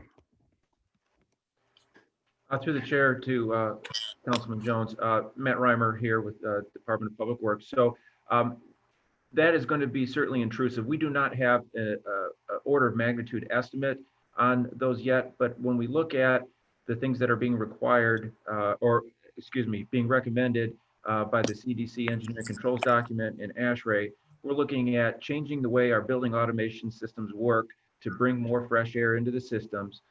In some of our places, that will be limited by the equipment we have in place. So we will have equipment replacement, building automation systems modernization likely, as well as filtration systems change out and replacement. So you'll see, my next item on the resolution agenda is a $694,000 air handler. So you can just have a sense of scale of if we have to get into any equipment replacement, what that might entail from a dollar aspect for a major piece of mechanical equipment or modification of it. We've done both.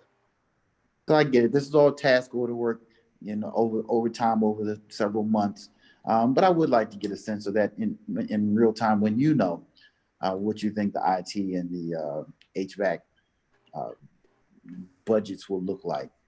We will absolutely do that as these projects evolve. We will provide our order of magnitude estimates. Appreciate it. Thank you. Appreciate that. Thank you, Mr. Jones. I have a question of either Ms. English or Mr. Dever. Would either of you like to address the substitute ordinance? Any specifics that you'd like to talk about in the ordinance? Yeah, really what took place. So it really came about late Friday is when we started thinking that we may need to add additional vendors just because of the magnitude of the projects that were being considered. We ended up getting quite a lengthy list from our two architectural firms on suggested projects. So that ended up, there was a concern that do we have a deep enough bench here? Do we have enough contractors for the work to go around? Do they have the appropriate workforce and expertise?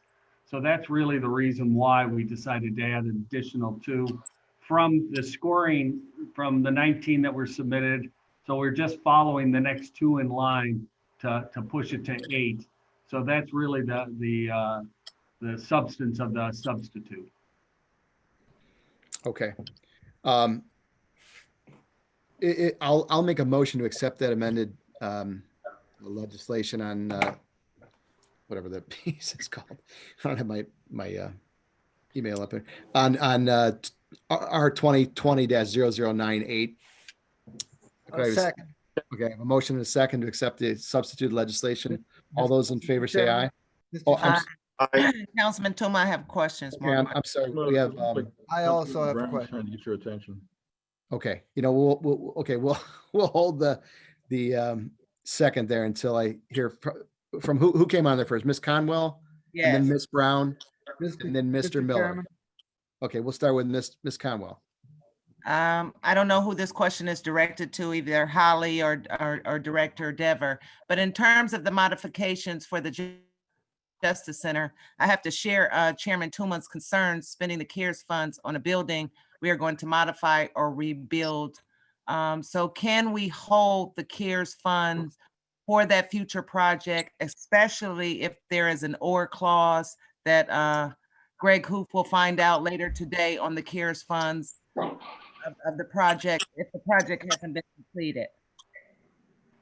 So there is not a decision on the Justice Center, and we are going through that stakeholder committee. So that is yet to be decided upon, and the hope is that there will be a clear decision that comes out of that committee and that ultimately comes before the council body for consideration. But I don't know when that's going to take place. So what I'm trying to do is position ourselves either at yes that the building's going to stay there, then I need to put something in place, you know, that's going to be able to last for the long term and both for the short term. So I'm trying to move forward quickly here with a solution. So your point is very well taken. I think in regards to the jail, we're probably a little bit closer in regards to what's going to happen with the detention facilities, but that decision is still not made. And Director Gibson needs to operate that facility. She currently has 1,100 single cells. We are at 1,100 population. As the lifting of the restrictions go into place, there is, I think, a general feeling out there the population is going to increase. So we're trying to give some flexibility to Director Gibson on how she can manage that population. So that's why we're trying to identify a solution for her. And even if we did make a decision in regards to the Justice Center and or the detention facility, it's years until that would be constructed. Right. Best case, I would say 2.5 years before a jail is standing again. So that's a lot of time. Okay, I have one, because I can go on forever for that, but I have another question. In terms of this contract, are we picking the SBEs or are the primes picking who they use? Whatever. Ms. English? We have some that are selected as a prime that are SPEs that we just talked about. But then as far as the subs to the prime contractors, some of them have been identified as part of the proposals. So we have, there is a diversity commitment section that all of them had to provide. So most of these companies have shown us who they plan to use for some of the work. But again, until we give them the whole breadth of the work, they don't have every single sub identified. So there will be additional opportunities, but there are some identified in the current proposals as they are. And can we request each of the primes send us who they've subcontracted with in the past? Yes. Yeah, And- that's most of them have a pretty good list in their proposal that we'll just be able to share that with you. And that's added in the amended legislation. Can that be added in the amended legislation? The copies of the proposals. I'm just concerned about, you know, SBs, and they could even be the ones that have fell under them on the list that you've constructed. You know, just making sure that everybody gets an opportunity. Yeah, we do have, the goal is in their contract, so that 30% commitment is something that's shown in their contract. And then as far as their responses, we can figure out a way that to get them to you and incorporated. Okay, thank you. Anka Davis, and also the proposals are included in, are part of the contract as well. So that would be also indicated they intend to use diversity. Okay, thank you. Yep. Okay, who else had a question? I know there were a couple hands that were I up. had a question. I think Chantel is trying to get on, Councilwoman Brown. You're Muted. speaker's not on. You're muted.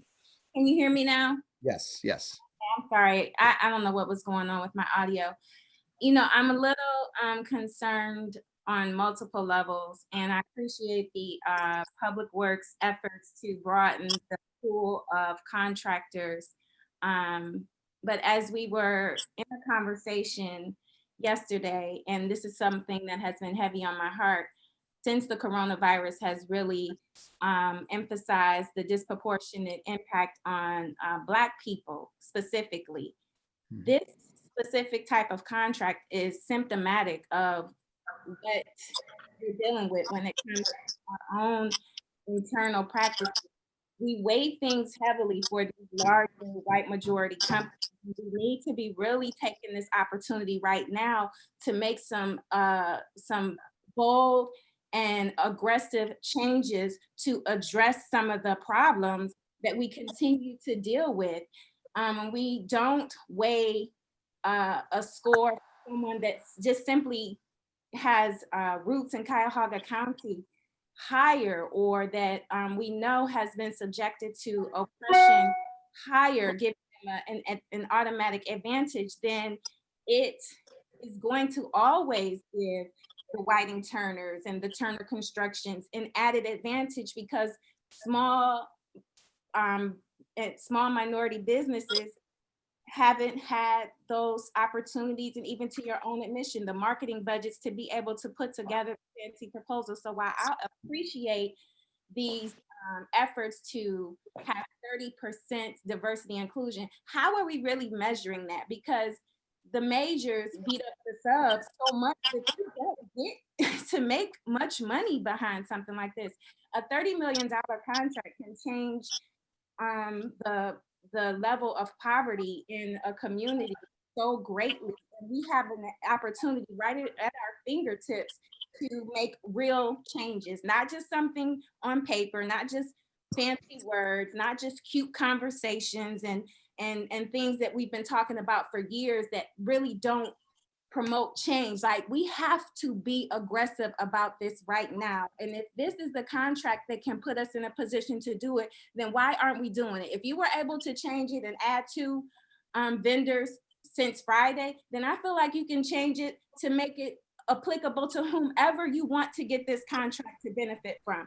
You don't have to, we don't have to do business as usual. Business as usual is what's got this country on fire right now. So we have to stop making excuses and trying to pretend like that this is the best.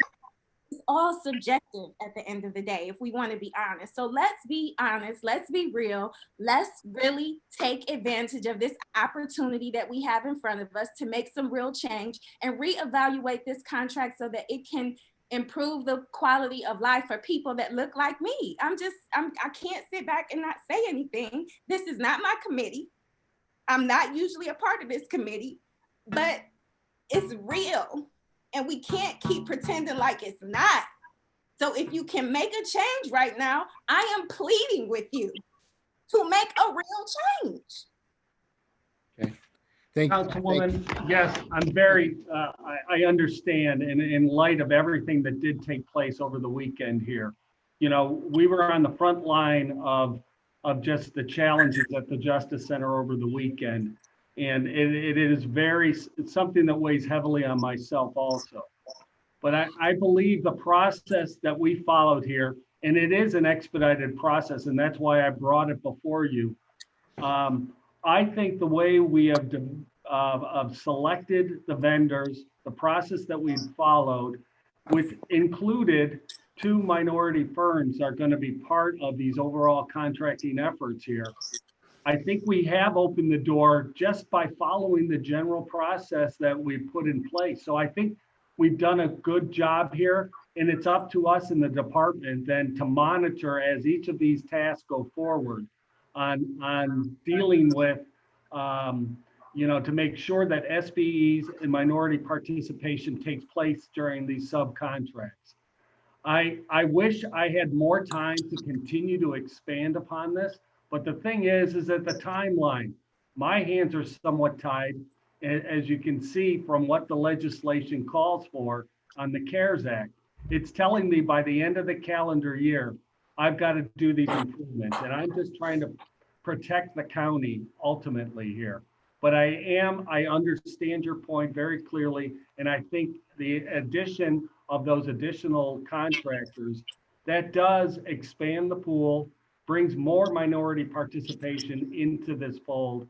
So my hope is that's adequate to get us started here. Let me say this, and maybe I'm unclear about this. Ms. Brown and then Mr. Jones. Mr. Chairman, I thought there was an exemption. You know, excuse me, Ms. Brown, could I ask people to mute, if you're not speaking, mute your buttons, because there's some interference. Thank you. Okay. Let me gather myself, because I thought that there were some exemptions relative to this contract that we did not have to use a competitive process. So when we talk about, again, creating equity, not equal, because I don't want to confuse this with equality, because if we start from the same place, then again, our competitors have an automatic advantage over us. So we're not talking about equality, we're talking about equity, making things so that the people who have already been in a position to be further advanced, those of us who have not can be on par with them. And so this is the type of contract, if I understand it correctly, that enables us to do that. Now, I don't know if you were a part of the conversation that we had talking about making racism a public health crisis, because let's be real, when we do that, we're going to have to put action to that. But we can start before we even declare this being a public health crisis to really show people in the community that we serve that we are serious about racism as a public health crisis. And it's not just a declaration that we can put in a headline or grab airtime for, that we are really serious about making changes to improve the quality of life for everybody in our community. So is this not a contract that exempts us from a competitive bid? Let me ask you that first. Well, what we have come forward asking for an exemption to the typical request for proposals. So that typical process, if we went through OPD, would have been 22 weeks, basically 4.5 months until I was able to have a contract prepared to go forward. That would put me into September of bringing this before the body. So what we have done is we have shrunk that process, but we have still followed it to some extent. We've cut timelines, but we have followed the process in bringing it before this body. And I think we've had a deep, many responses to these, to the request for proposals. So we're fortunate in that sense. Now, legally, how I can spend the dollars, I'm going to kind of look towards either Greg Huth or Anka Davis, because I want to make sure 2 years from now, when the federal government comes through here to audit whatever I've done, that I am not going to put the county in some type of liability in regards to repaying this through the general fund, whatever dollars I spend. So I'm trying to walk a fine line here. That's why I think the process that we did follow and the ability to get minority contractors, 2 of them have now been selected to be part of this process, 2 of the 8. I think, you know, we're fortunate that we were able to pull that together and it worked out that way. So Councilwoman, I have the highest respect for you. I really do. And I'm trying to walk a fine line to make sure that I can answer all the questions properly and do this in a fair and open process. I appreciate that, Michael, Mr. Director Dever, and the feeling is mutual. I have the utmost respect for you as well, but I think in the times that we are dealing with, the business as usual practices can be pardoned, if you will, for lack of a better word. So I think that I'm still not sure if you answered my question, if this contract does exempt you from the competitive bid process, because I thought that that was something that we had some flexibility to do. And I'm just, it's frustrating to me that our administration we're so careful when it comes to certain things. I mean, I don't want to lose sight of this contract and what we're trying to do. But I mean, just when we think about the Small Business Stabilization Fund, it was okay for us to give businesses money to pay their employees for COVID-19, but we were so unclear if we could do that for ourselves. So I just I think we have somewhere we're missing the mark. We have to do a better job at understanding what we can and can't do with this money, instead of tiptoeing around it as if we can't be aggressive about promoting change and, again, improving the quality of our lives, because the county, at the end of the day, what we're supposed to be is the safety net of services for those who are underserved and overlooked. And this is the opportunity, again, for us to be that. And so I want us to be that if we can, and not have our hands tied in fear that we're going to have to repay the money, that we pick and choose how we can use it to the advantage of the system. So again, not my committee, but I am pleading with this body right now to reconsider those top 5 choices, because it just continues to perpetuate the same patterns that have gotten us to where we are today. So Councilwoman, just so I can clarify, at the beginning of the meeting here, we brought forward a substitute ordinance. So it's gone from initially 6 contractors. When we put this out to bid, it was or put out the proposals, it was for 5. But we had a tie on the 5th when we did our evaluation, when we scored the sheets. So we ended up choosing 6. Then last Thursday and Friday, our architectural firms provided us basically a scope of the issues that we needed to solve here in the county buildings. Through that review of that information, having conversation with my staff here, the thought was, let's add an additional 2 contractors to this mix now. So now we have a deep pool of 8 contractors, and 2 of those contractors that we're going to be selecting are MBE certified in the state. Okay. So I want you just to know that we have expanded it from the 5 to the 8, and 2 of the overall 8 are MBEs.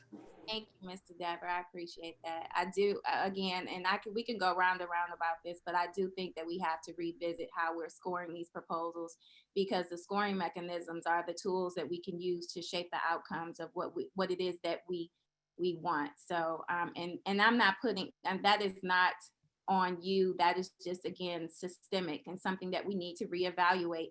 And I shared this in HHS.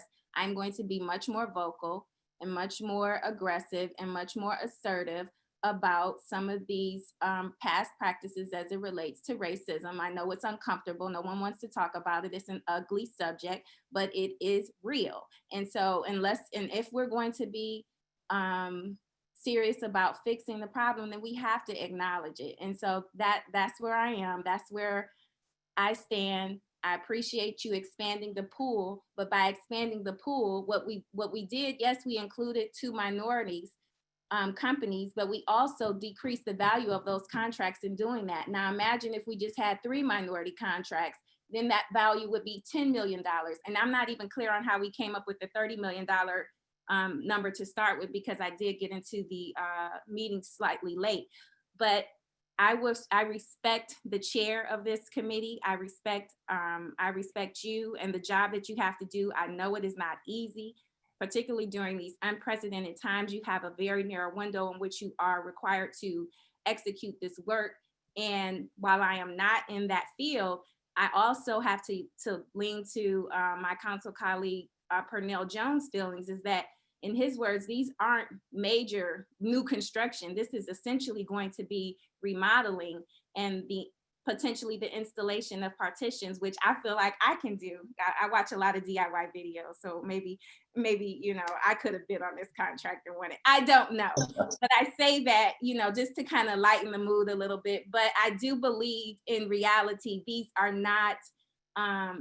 the type of contracts that should be awarded to MBEs, because it does not seem to require those larger bonding capacities that the big boys, that the top 5 big boys that Purnell named, Whiting, Turner, Geist, and all of those companies have. So I feel like I've talked too long. You know where I stand. I appreciate you, Mr. Tuma, for giving me the floor and giving me an opportunity to speak. But I implore us as a body that can make changes and be on the cutting edge of leadership in this unprecedented time to do it when we can. Thank you. Thank you, Councilwoman. Really appreciate your comments and your taking the time to express your feelings and opinions on this important issue. And I think as you indicated, Councilwoman, this goes beyond, I think, just this particular topic, and it's something that we definitely need to take a look at moving forward. I'd be happy to be a part of any conversation that you want to have with respect to these concerns of yours and Mr. Jones and other folks. So, Mr. Chairman. Real quick, I just want to finish up. you know, I'll be from my perspective, you know, Chantel and Purnell, I'm coming from a very different area, very different place. And I'm not always thinking in terms that you guys are thinking. And I appreciate you enlightening me sometimes, you know, so just we're stumbling through this stuff together. Yes. Okay. Geez. Mr. Chairman, Purnell Jones. Mr. Schron. Actually, it was Purnell Jones. I was next. I think he was next. Yes. I just getting on the list. Okay, Appreciate Mr. it. Jones and then Mr. Schron. I just want to say again, I appreciate you, Scott, and your leadership and just your open spirit and how you professionally led this committee. So I appreciate you. And I just have to acknowledge my colleague, Chantel, and how I support every word that she said. It's so important that she said that. If we go back to the beginning, I just want to acknowledge and thank our council president, Dan Brady. When we talk about the timeline for this and the necessary speed that had to take place, had this legislation been submitted the way it is now, it would have been something he could have green lighted. But our president, thankfully, pulled it, and it cost some time. We're taking time that had it been submitted initially this way, might have garnered more support. Okay. But it was pulled, it is here before us, and we've been able to vet it. It did start off with 5 vendors and a 6th added because of the scoring, but they were the major players to do what, again, I say is minor work, okay?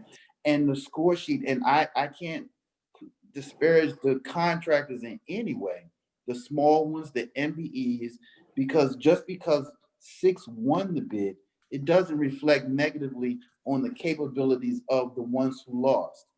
I put more emphasis, again, on the parameters, as Councilwoman Chantel Brown said, the parameters and the criteria. 40 points were given towards the qualification of the vendor. Well, how can I dispute the qualification of 5 international global companies like Albert Higley, Turner, Whiting Turner? I can't dispute that. But geography was only given 5 points. Now, again, the goal is to get what you want, and the parameters got us what we wanted to get, and our parameters were used to get what we have today in an expansion. But any assertions or implications that the companies who did not win or were added in any way, that they were lesser companies and not capable. This work could have, as Councilwoman Brown said, in a perfect world, 100% of this, I believe, could have been done by SBEs and MBEs right here in Cuyahoga County. Minor work that could have been done right here locally. Okay, some may dispute that with the IT and the HVAC, and there may be some validity to that, but it certainly was not what was presented initially. 5 multinational companies that received the lion's share, received all of this work. So now what is before us is a compromise. It is a compromise, but it is still I would say it is a vehicle right now, the way it is presented with these 8 contractors, with the MBEs that have been included, and the commitment to subcontracting work to SBEs here in Cuyahoga County. We have something where over the next 12 months or however long it takes to get this work done, the opportunity to make sure the residents of this county, the vendors and contractors who are headquartered right here in Cuyahoga County, will receive a lion's share of these $30 million. $30 million that means the ability to send our kids to college, to buy homes, to live a prosperous life right here in Cuyahoga County. I think what we have now is a compromise that I can at least consider before the full vote next week, based on what has been presented. So again, I just want to acknowledge, again, our chairman, our council president, and Councilman Chantel Brown for her comments. Thank you. Thank you, Mr. Jones. Chairman. Mr. Schron, was it? Yeah, I think I was next. Yeah. Okay. Well, I too love Chantel, the DYI, but when we're looking at some of these projects, there's no way that we can be looking at the best interests of our individuals who are going to be riding on the elevator systems. And I've been looking at what these mean now today on just talking with people who are in these high-rise buildings, and just even be able to program the elevators, because now they're only going to be able to probably pick up two people on an elevator. One's got to be in one corner, and they're putting a diagonal line across the center of the floor, and another one. Our elevators are in our county office buildings are programmed to be destination elevators. I just can't imagine all that it's going to take from the safety and security to do that across all of our entire elevator fleet. So it's not those are not small things. Those are big items. The whole heating, ventilation, air conditioning systems for our buildings are massive. And we just heard that just one item alone is going to be over $600,000 just to put the air handler on it. So I think what we've got is we have a balancing between small jobs and really massive that are going to be part of this. So I do congratulate the compromise, because if you do what I perceive to be the math is that if 2 of the 8 are now minority businesses, of the $30 million, that represents around $8 million. Of the remaining $22 million, if that has to be 30% MBA minority business set aside in that 22, that represents another 6 million combined together. Those two numbers, the 8 and the 6, represents $14 million of the 30. So almost 50% will be allocated in this particular way it's being presented to us as minority business. If I'm understanding the math, Mr. Dever, is that the math that at least was presented to us, that 14 million of the 30 million is going to have to be spent in minority business? Mr. Dever? Yeah, Mr. Schron is correct. So nearly 50% is being spent in minority business, because it is specifically being required in every one of the contracts, and including the fact that there's 2 minority successful bidders that are going to be part of this. So it comes out to $14 million of the total 30. If I may respond, Chairman. Yeah, I'm just trying to do the math. Yeah, Councilwoman. I appreciate you doing the math, and with all due respect, and it's also encouraging to see you on the side of the administration in this for a change, Mr. Schron. But the reality of this situation is that we talked about this when we talk about major work. I think it's also unfortunate that we have to put the minority or FBEs and SBEs in a category as if they are unable to perform the task of installation where it relates to elevators and HVACs and all of those systems. I think we just use that language as minor, just in the way to understand that often what has held African-American Black contractors back is the inability to obtain the bonding capacity, not the inability to do the work. And the inability to obtain the bonding capacity to do this work is a direct correlation to poverty, because we don't have the resources, because we've been oppressed for so long. So I don't want you to lose sight of that by making it about because it almost sounded as if we're saying that we can't perform these tasks as Black people. We can, we do, and trust me, that 30% that will be getting the money will be beat down so low that the margins will not give us an opportunity to get ourselves out of poverty. So do know that. But math, that's all well and good. I appreciate it. I appreciate you pointing it out. But let's not lose sight. We are not incapable. We are not unable to do the work. It's just the systemic and institutional racist practices that have prevented us from getting the tools to be able to get these jobs, have put us in a position that we're in right now. So I thank you for that. Okay, thank you, Ms. Brown. Mr. Dever, let me do this. Let me propose something here, okay? I'm hearing a lot of concern from a lot of council members. I would like to hold this. I understand there's time constraints. I'm well aware of the time constraints. I don't think holding this for another committee meeting, we could even do it next week if we have to. I'm okay with that if other council members can do that. But what I'd like to do is I'd like to have you guys maybe sit down and maybe evaluate what we have here and how this can be maybe streamlined, or maybe even set up in 2 phases or something like that. I think as is, this is very bulky. There are a lot of questions, a lot of concerns on a lot of fronts. I just think if we take a step back, rework some things, and get back together with this, with a more streamlined piece of legislation, I think we have a better chance of moving forward in a positive way with this. As I said, there's just a lot of questions here, and I just don't feel comfortable, and I don't think in good faith could go forward with putting this forward to an entire council for a vote, because I don't think that's fair to you guys either. So would you be open to that? Mr. Chairman, I mean, I think what we've tried to take the best approach possible on moving this forward. Once again, I've got time constraints that I've already shared, and I think have been said numerous times here. I've made Mr. Dever, though, is a week, I mean, is a week gonna? And a few points I'd like to make here is we said we were going with 5 contractors. We ended up going with 6. We ended up pushing it out to 8 contractors. I was able to match and get the MBE component and Mr. Schron's numbers are accurate. There's roughly $14 million.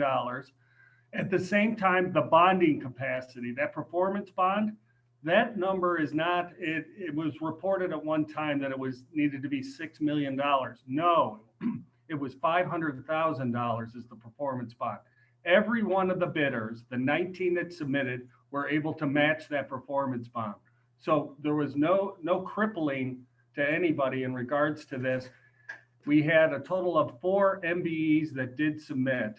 And out of the 4, I was happy to say 2 of them had scored high enough to be able to select it as the pool here. I don't think we can identify a more streamlined approach to have an inclusive process here that I can present to you in a short term here so that I can take advantage of these dollars. I'd be willing to come back, hopefully, and I'm suggesting maybe before the general council, maybe on Monday, if there's further questions that need to be asked, that we try and move this item at least to second reading on the council agenda for that opportunity to pass next Tuesday, but have another hearing possibly on Monday afternoon to go through further issues, questions, comments by anybody. I'm trying to work within the parameters of the law that are before me. And that's why I think we presented a pretty good package on how to approach this, to get the work accomplished, and to keep it a diverse group that has bid on it too.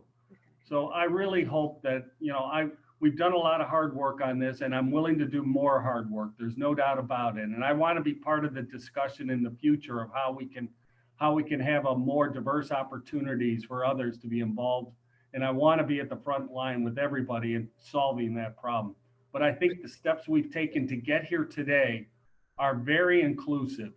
And I think that the opportunity is here now for us to move forward in a reasonable time frame to get these projects accomplished before the end of the calendar year. Okay. So my hope is, if you could, Councilman, maybe on Monday afternoon, if you want further discussion on this, and I'm sorry to put everyone in a position like this, but we're willing to work through the weekend on this, whatever it takes to get it together so that we can get a positive piece of legislation passed.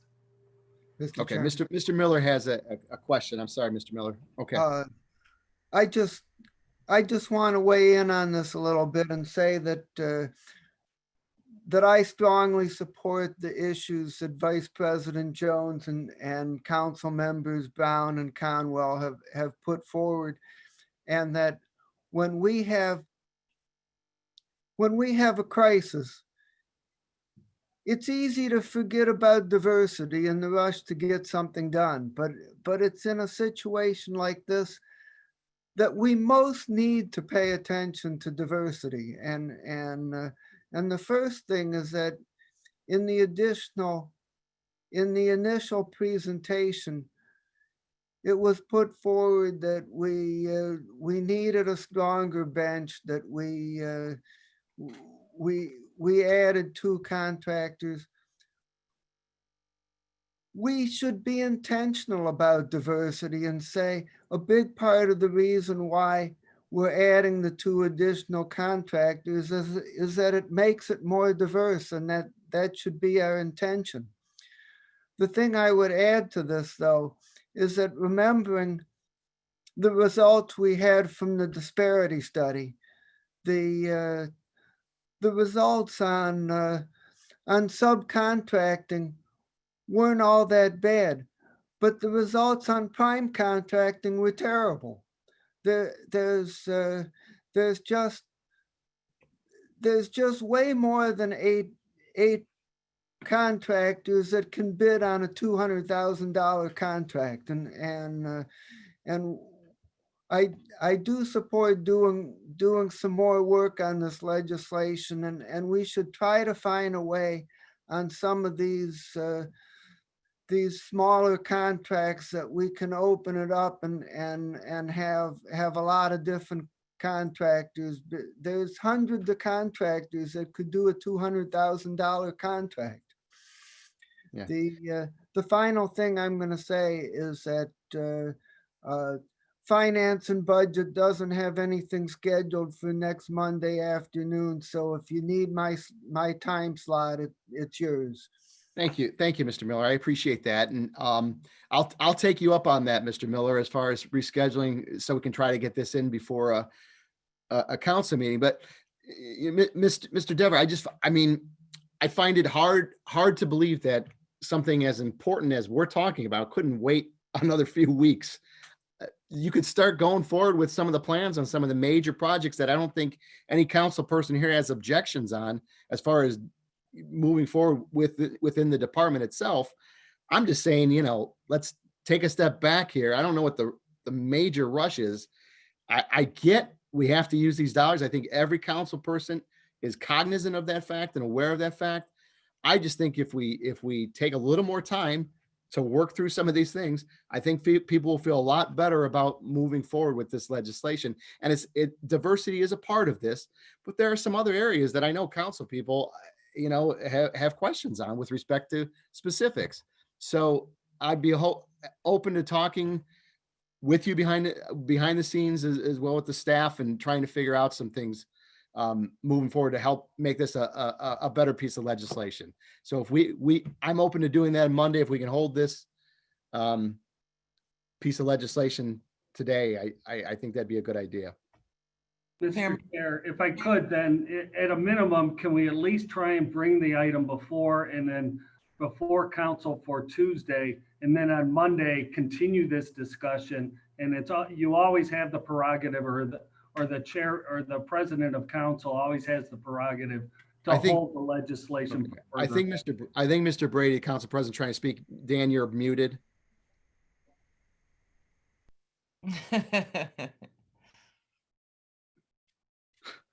It's a little red.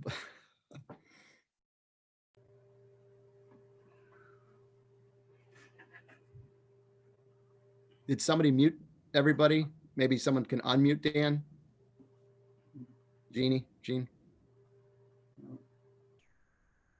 Janine, can you do that, please? Or Janine, can you unmute the I'm council? sorry, I'm not the host. Ashley, can you Ashley, unmute? please. Ashley, please.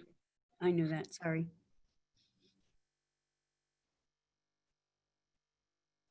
Yeah, I can't unmute him. Okay. Mr. Brady, if you scroll down to the bottom left-hand screen, part of your screen, the microphone should pop up. Or you can hold the sign. You might be having the same issues I had earlier today. I don't know what was going on with my audio. You may have to log out and log back in, Council President. Ashley, did you try the square at the top right? You're there, you're there. Okay. Dan, you're on board.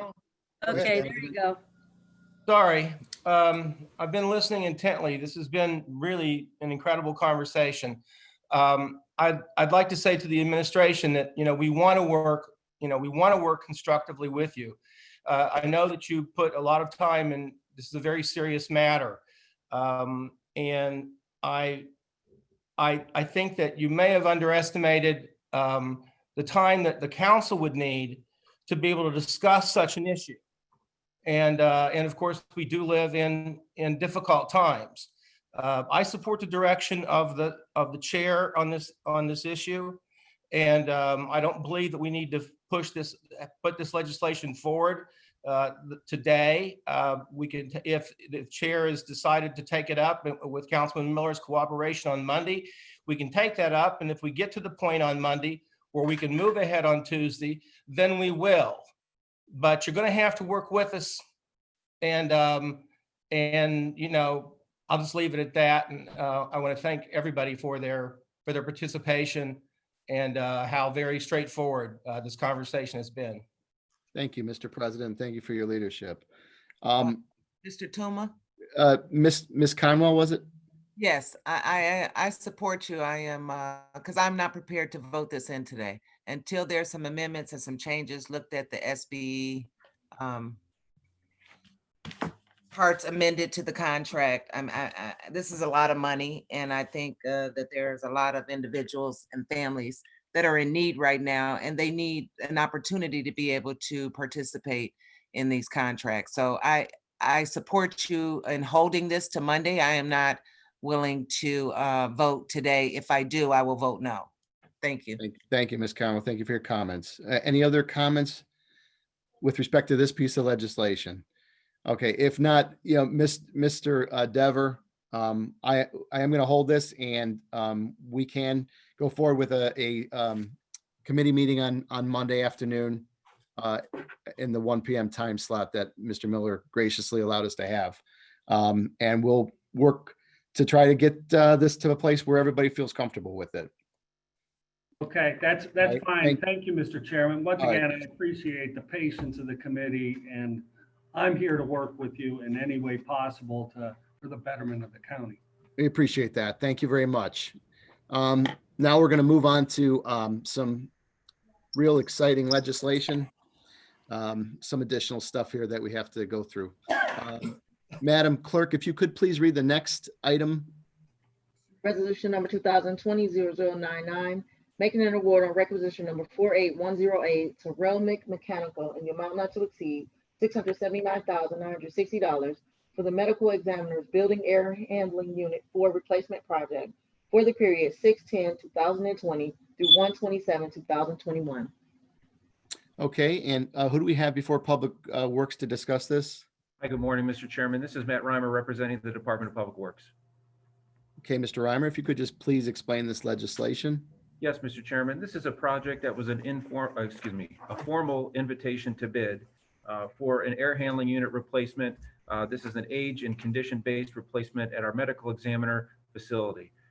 This particular air handler services the 3rd floor of the medical examiner facility, and due to its age, installed in 1986, it is in need of replacement. This was a formal bid that closed on April 2nd of this year. The bids received included 3 bid packages. The engineer's estimate on this project was $710,448. The low bid and the recommended award is to Roadway Mechanical at under the estimate at $679,960, as is in the legislation. So this is the lowest and best evaluated bidder to a formal bid. This project will replace a major air handling system that services the 3rd floor of the medical examiner building. This functionally will be a crane lifted piece of mechanical equipment that is roof mounted and then ducted into the existing system. And then there'll be demolition of the existing air handling unit, which is in a different location in the building. We anticipate this work to happen in the fall of 2020 during the transition season between the cooling and the heating season. And we anticipate there being a lengthy lead time on the ordering of this mechanical equipment. So if this passes committee, we would respectfully request consideration under second reading. Okay, any questions from members of the committee? Okay, I have a couple. okay, Mr. Miller? My question is, even though this sounds like something that we would have to have done anyway, we know how important the proper air handling is regarding preventing COVID-19. And my question is whether we have any chance of reviewing this for COVID-19 funding eligibility. Okay, Mr. Reimer? To the chair, to Councilman Miller, we will certainly ask that question. With it raised now, this was a project that had been developed before the pandemic emergency, and the need was also before then as well. So our assumption is that it needs to be as part of the normal general fund capital as it is planned for, but we will ask that question of the fiscal office. And Mr. Chairman, Mr. Reimer, my second question is whether this contract has any minority or small business participation. Yes, the vendor lists Irizar Electric and MBE at 3% of the contract value being subcontracted under this. The majority of this contract is expected to be the equipment purchase. Okay, thank you. Okay, thank you. Okay, any other questions from colleagues? Yes, I have one question, Chair. Okay, Ms. Baker? Thank you. Just to follow up on Councilman Miller's question, the HVAC units that we are anticipating making a huge a huge change on are all under the CARES Act. Could this, even though it was needed beforehand, now be converted to something that qualifies as same type of handling unit that we are putting into the justice system and other county buildings? Can't this be changed to that, to fit that criteria? Okay, Mr. Reimer? Through the chair to Ms. Baker, while yes, the technical aspects of this project are consistent with the types of recommendations that have come out of the coronavirus pandemic, I would have to get a determination from law and fiscal on the actual funding portion on whether that would qualify. But from the technical perspective, it would be consistent. Our performance of this project would include the types of things that we're wanting to change in other systems as a result of the technical recommendations on COVID-19. So you, if just clarify, you'd not have made those changes or were anticipating making those changes back when this first bid. But now that we understand the environment we're in, you're going to be making those changes in order to remediate any air that you're trying to secure as being clean. Am I understanding that right? I would think that that change would qualify, at least attempt to qualify for the CARES Act. To Ms. Baker, no, that's not what I meant. The project itself, as designed before the pandemic, is consistent with the types of things we may be considering for other mechanical equipment, but it wasn't. We're not making a change as a result of the pandemic. This work was designed well before that. Right. Okay. Any other questions? Okay. Thank you, Miss. Thank you, Ms. Baker. Any other questions?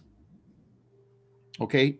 Seeing none, Mr. Reimer, I see this date of June 10th, 2020 as the start date. So we're obviously under a time crunch here. So you're looking for second reading suspension on this, I'm assuming.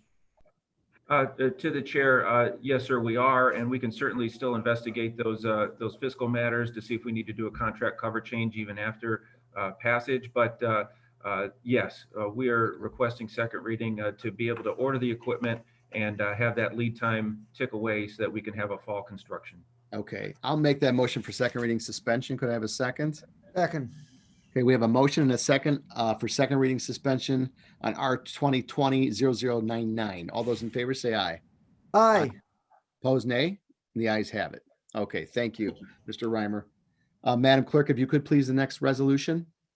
Resolution number 2020-0100, declaring that public convenience and welfare requires resurfacing of various roads, avenues, and the street located in various municipalities in connection with the 2021 through 2024 Transportation Improvement Program. Okay, Madam Clerk. We ready? Sorry about that. You know, these home situations. Okay, Madam Clerk, if you could, I'm sorry, Miss English, you're going to present on this resolution. Okay. Sorry, it's past lunchtime. I know. Yes. Nicole English with Public Works.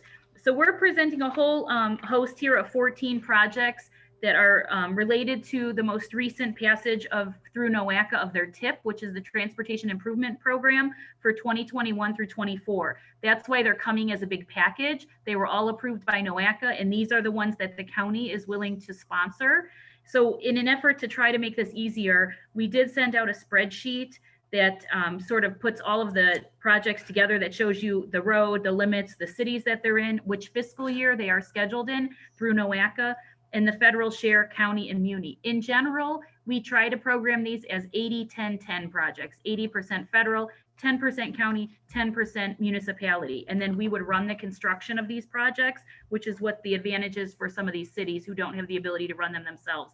However, some of the funds that were given by NOACA when we evaluated the scope of the project are not enough to get 80%. So you'll see there's some varying percentages on the projects that some of them come under 80% on the federal share. We've evaluated each of them individually and talked with the cities, and all of them, the cities have agreed to split the non-federal share with us.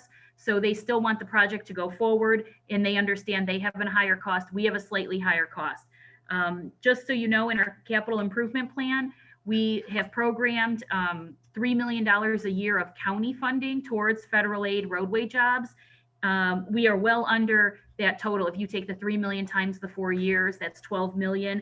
I want to say our county share adds up to around just over 3.5 million or so for the total program. So we're significantly under, which is helpful, especially in these times where we're looking at budgets and making sure that we're still, as we move forward with COVID, that we're operating within budget. So that's why there's 14. That's why they're coming now all together. I've explained sort of the funding splits and the years that is set by NOACA. Just so you know, the way these projects are selected to get on NOACA's TIP is done by NOACA. The cities they put out a request for all cities to send in sponsored projects. NOACA scores them, they evaluate, they were approved by the NOACA board. We then come after the fact and have talked to different cities on helping them with sponsorship. So we use a couple different criterias. One, when it's a roadway project over multiple cities, that helps when the county can sponsor the project, opposed to the cities trying to figure out who's doing it and how they step on each other's toes as far as their boundaries go.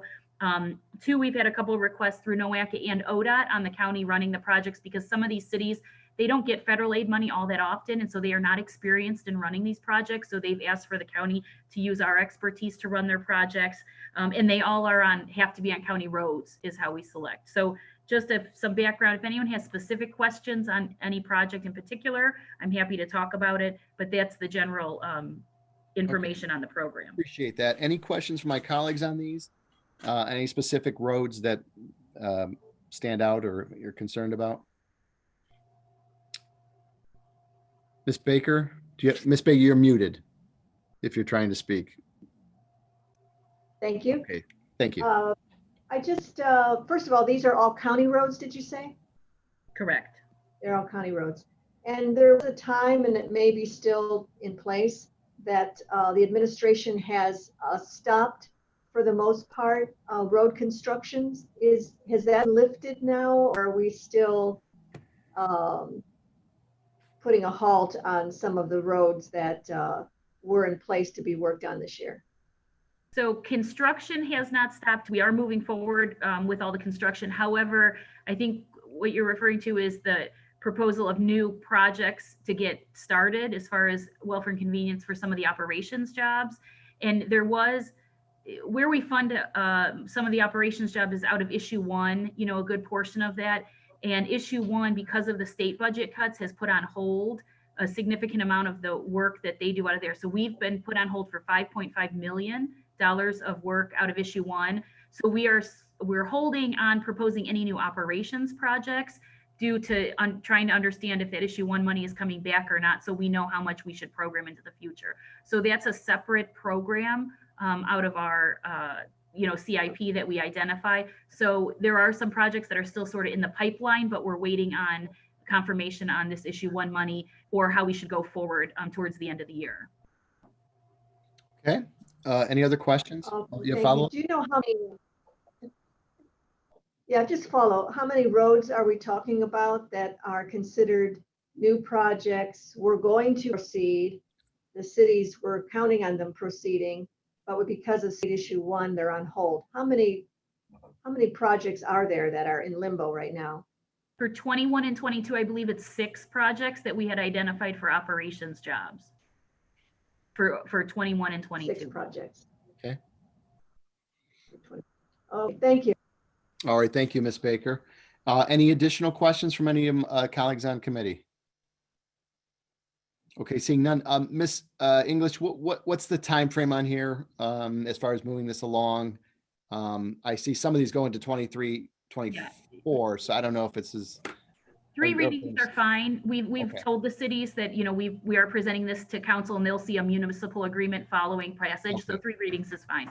Okay, so I'll make a motion to move this on to second reading. Thank you. Do I have a second? Second. Okay, I have a motion, a second to move R 2020-0100 onto second reading. All those in favor say aye. Aye. Aye. Opposed, nay, and the ayes have it. Thank you, Ms. English. Madam Clerk, if you could please read the next piece of legislation. Resolution number 2020-0101, making an award on requisition number 48104 to Katz Construction, the amount not to exceed $1,645,588.10 for resurfacing East 131st Street from Forestdale Drive to Miles Road in the cities of Cleveland and Garfield Heights. Okay, and who's going to be presenting this, Ms. English? Yeah, Nicole English with Public Works. I'm looking for a few more pieces of information, but I will get started. So this is a resurfacing project we're awarding. It was bid. The winning bid went to Katz Construction. I believe that this is a local preference match project, that they were the winning bid. The lowest bid was not a Cuyahoga County company. And so Katz Construction is, and so they were able to match because they were within 2% of the low bid. This project is funded with federal aid money. I need to get you the final percentages because I don't know, we're in this room and then we've been here for a few hours. Let me just double check if we could put on hold for just 1 second. I apologize. Okay, no Or problem. can we bring it back up on Monday just to have the item move? And then I can Yeah, bring it it up was- at Monday's meeting, if that's all right, Councilman? Yeah, that's fine. Yeah. You just want- We've got paperwork everywhere, unfortunately, in the room, and the summary document is missing right now. Okay. Sorry. So you just want me to hold this then? Yeah, I know we're intending to meet on Monday, I believe. right. The hope was I could just give you that summary on Monday during the committee hearing, if that's all right. That's fine. So I'm just trying to, sorry, this computer stuff is back and forth, it's slow. So is your preference for us just to hold it so you can provide us with the information on Monday?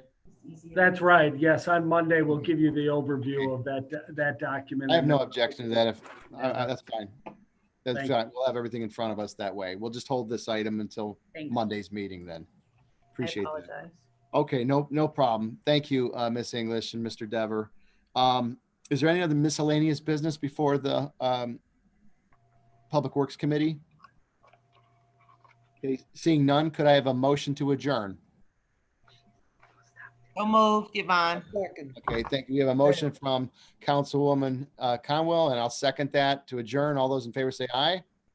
Aye. Aye.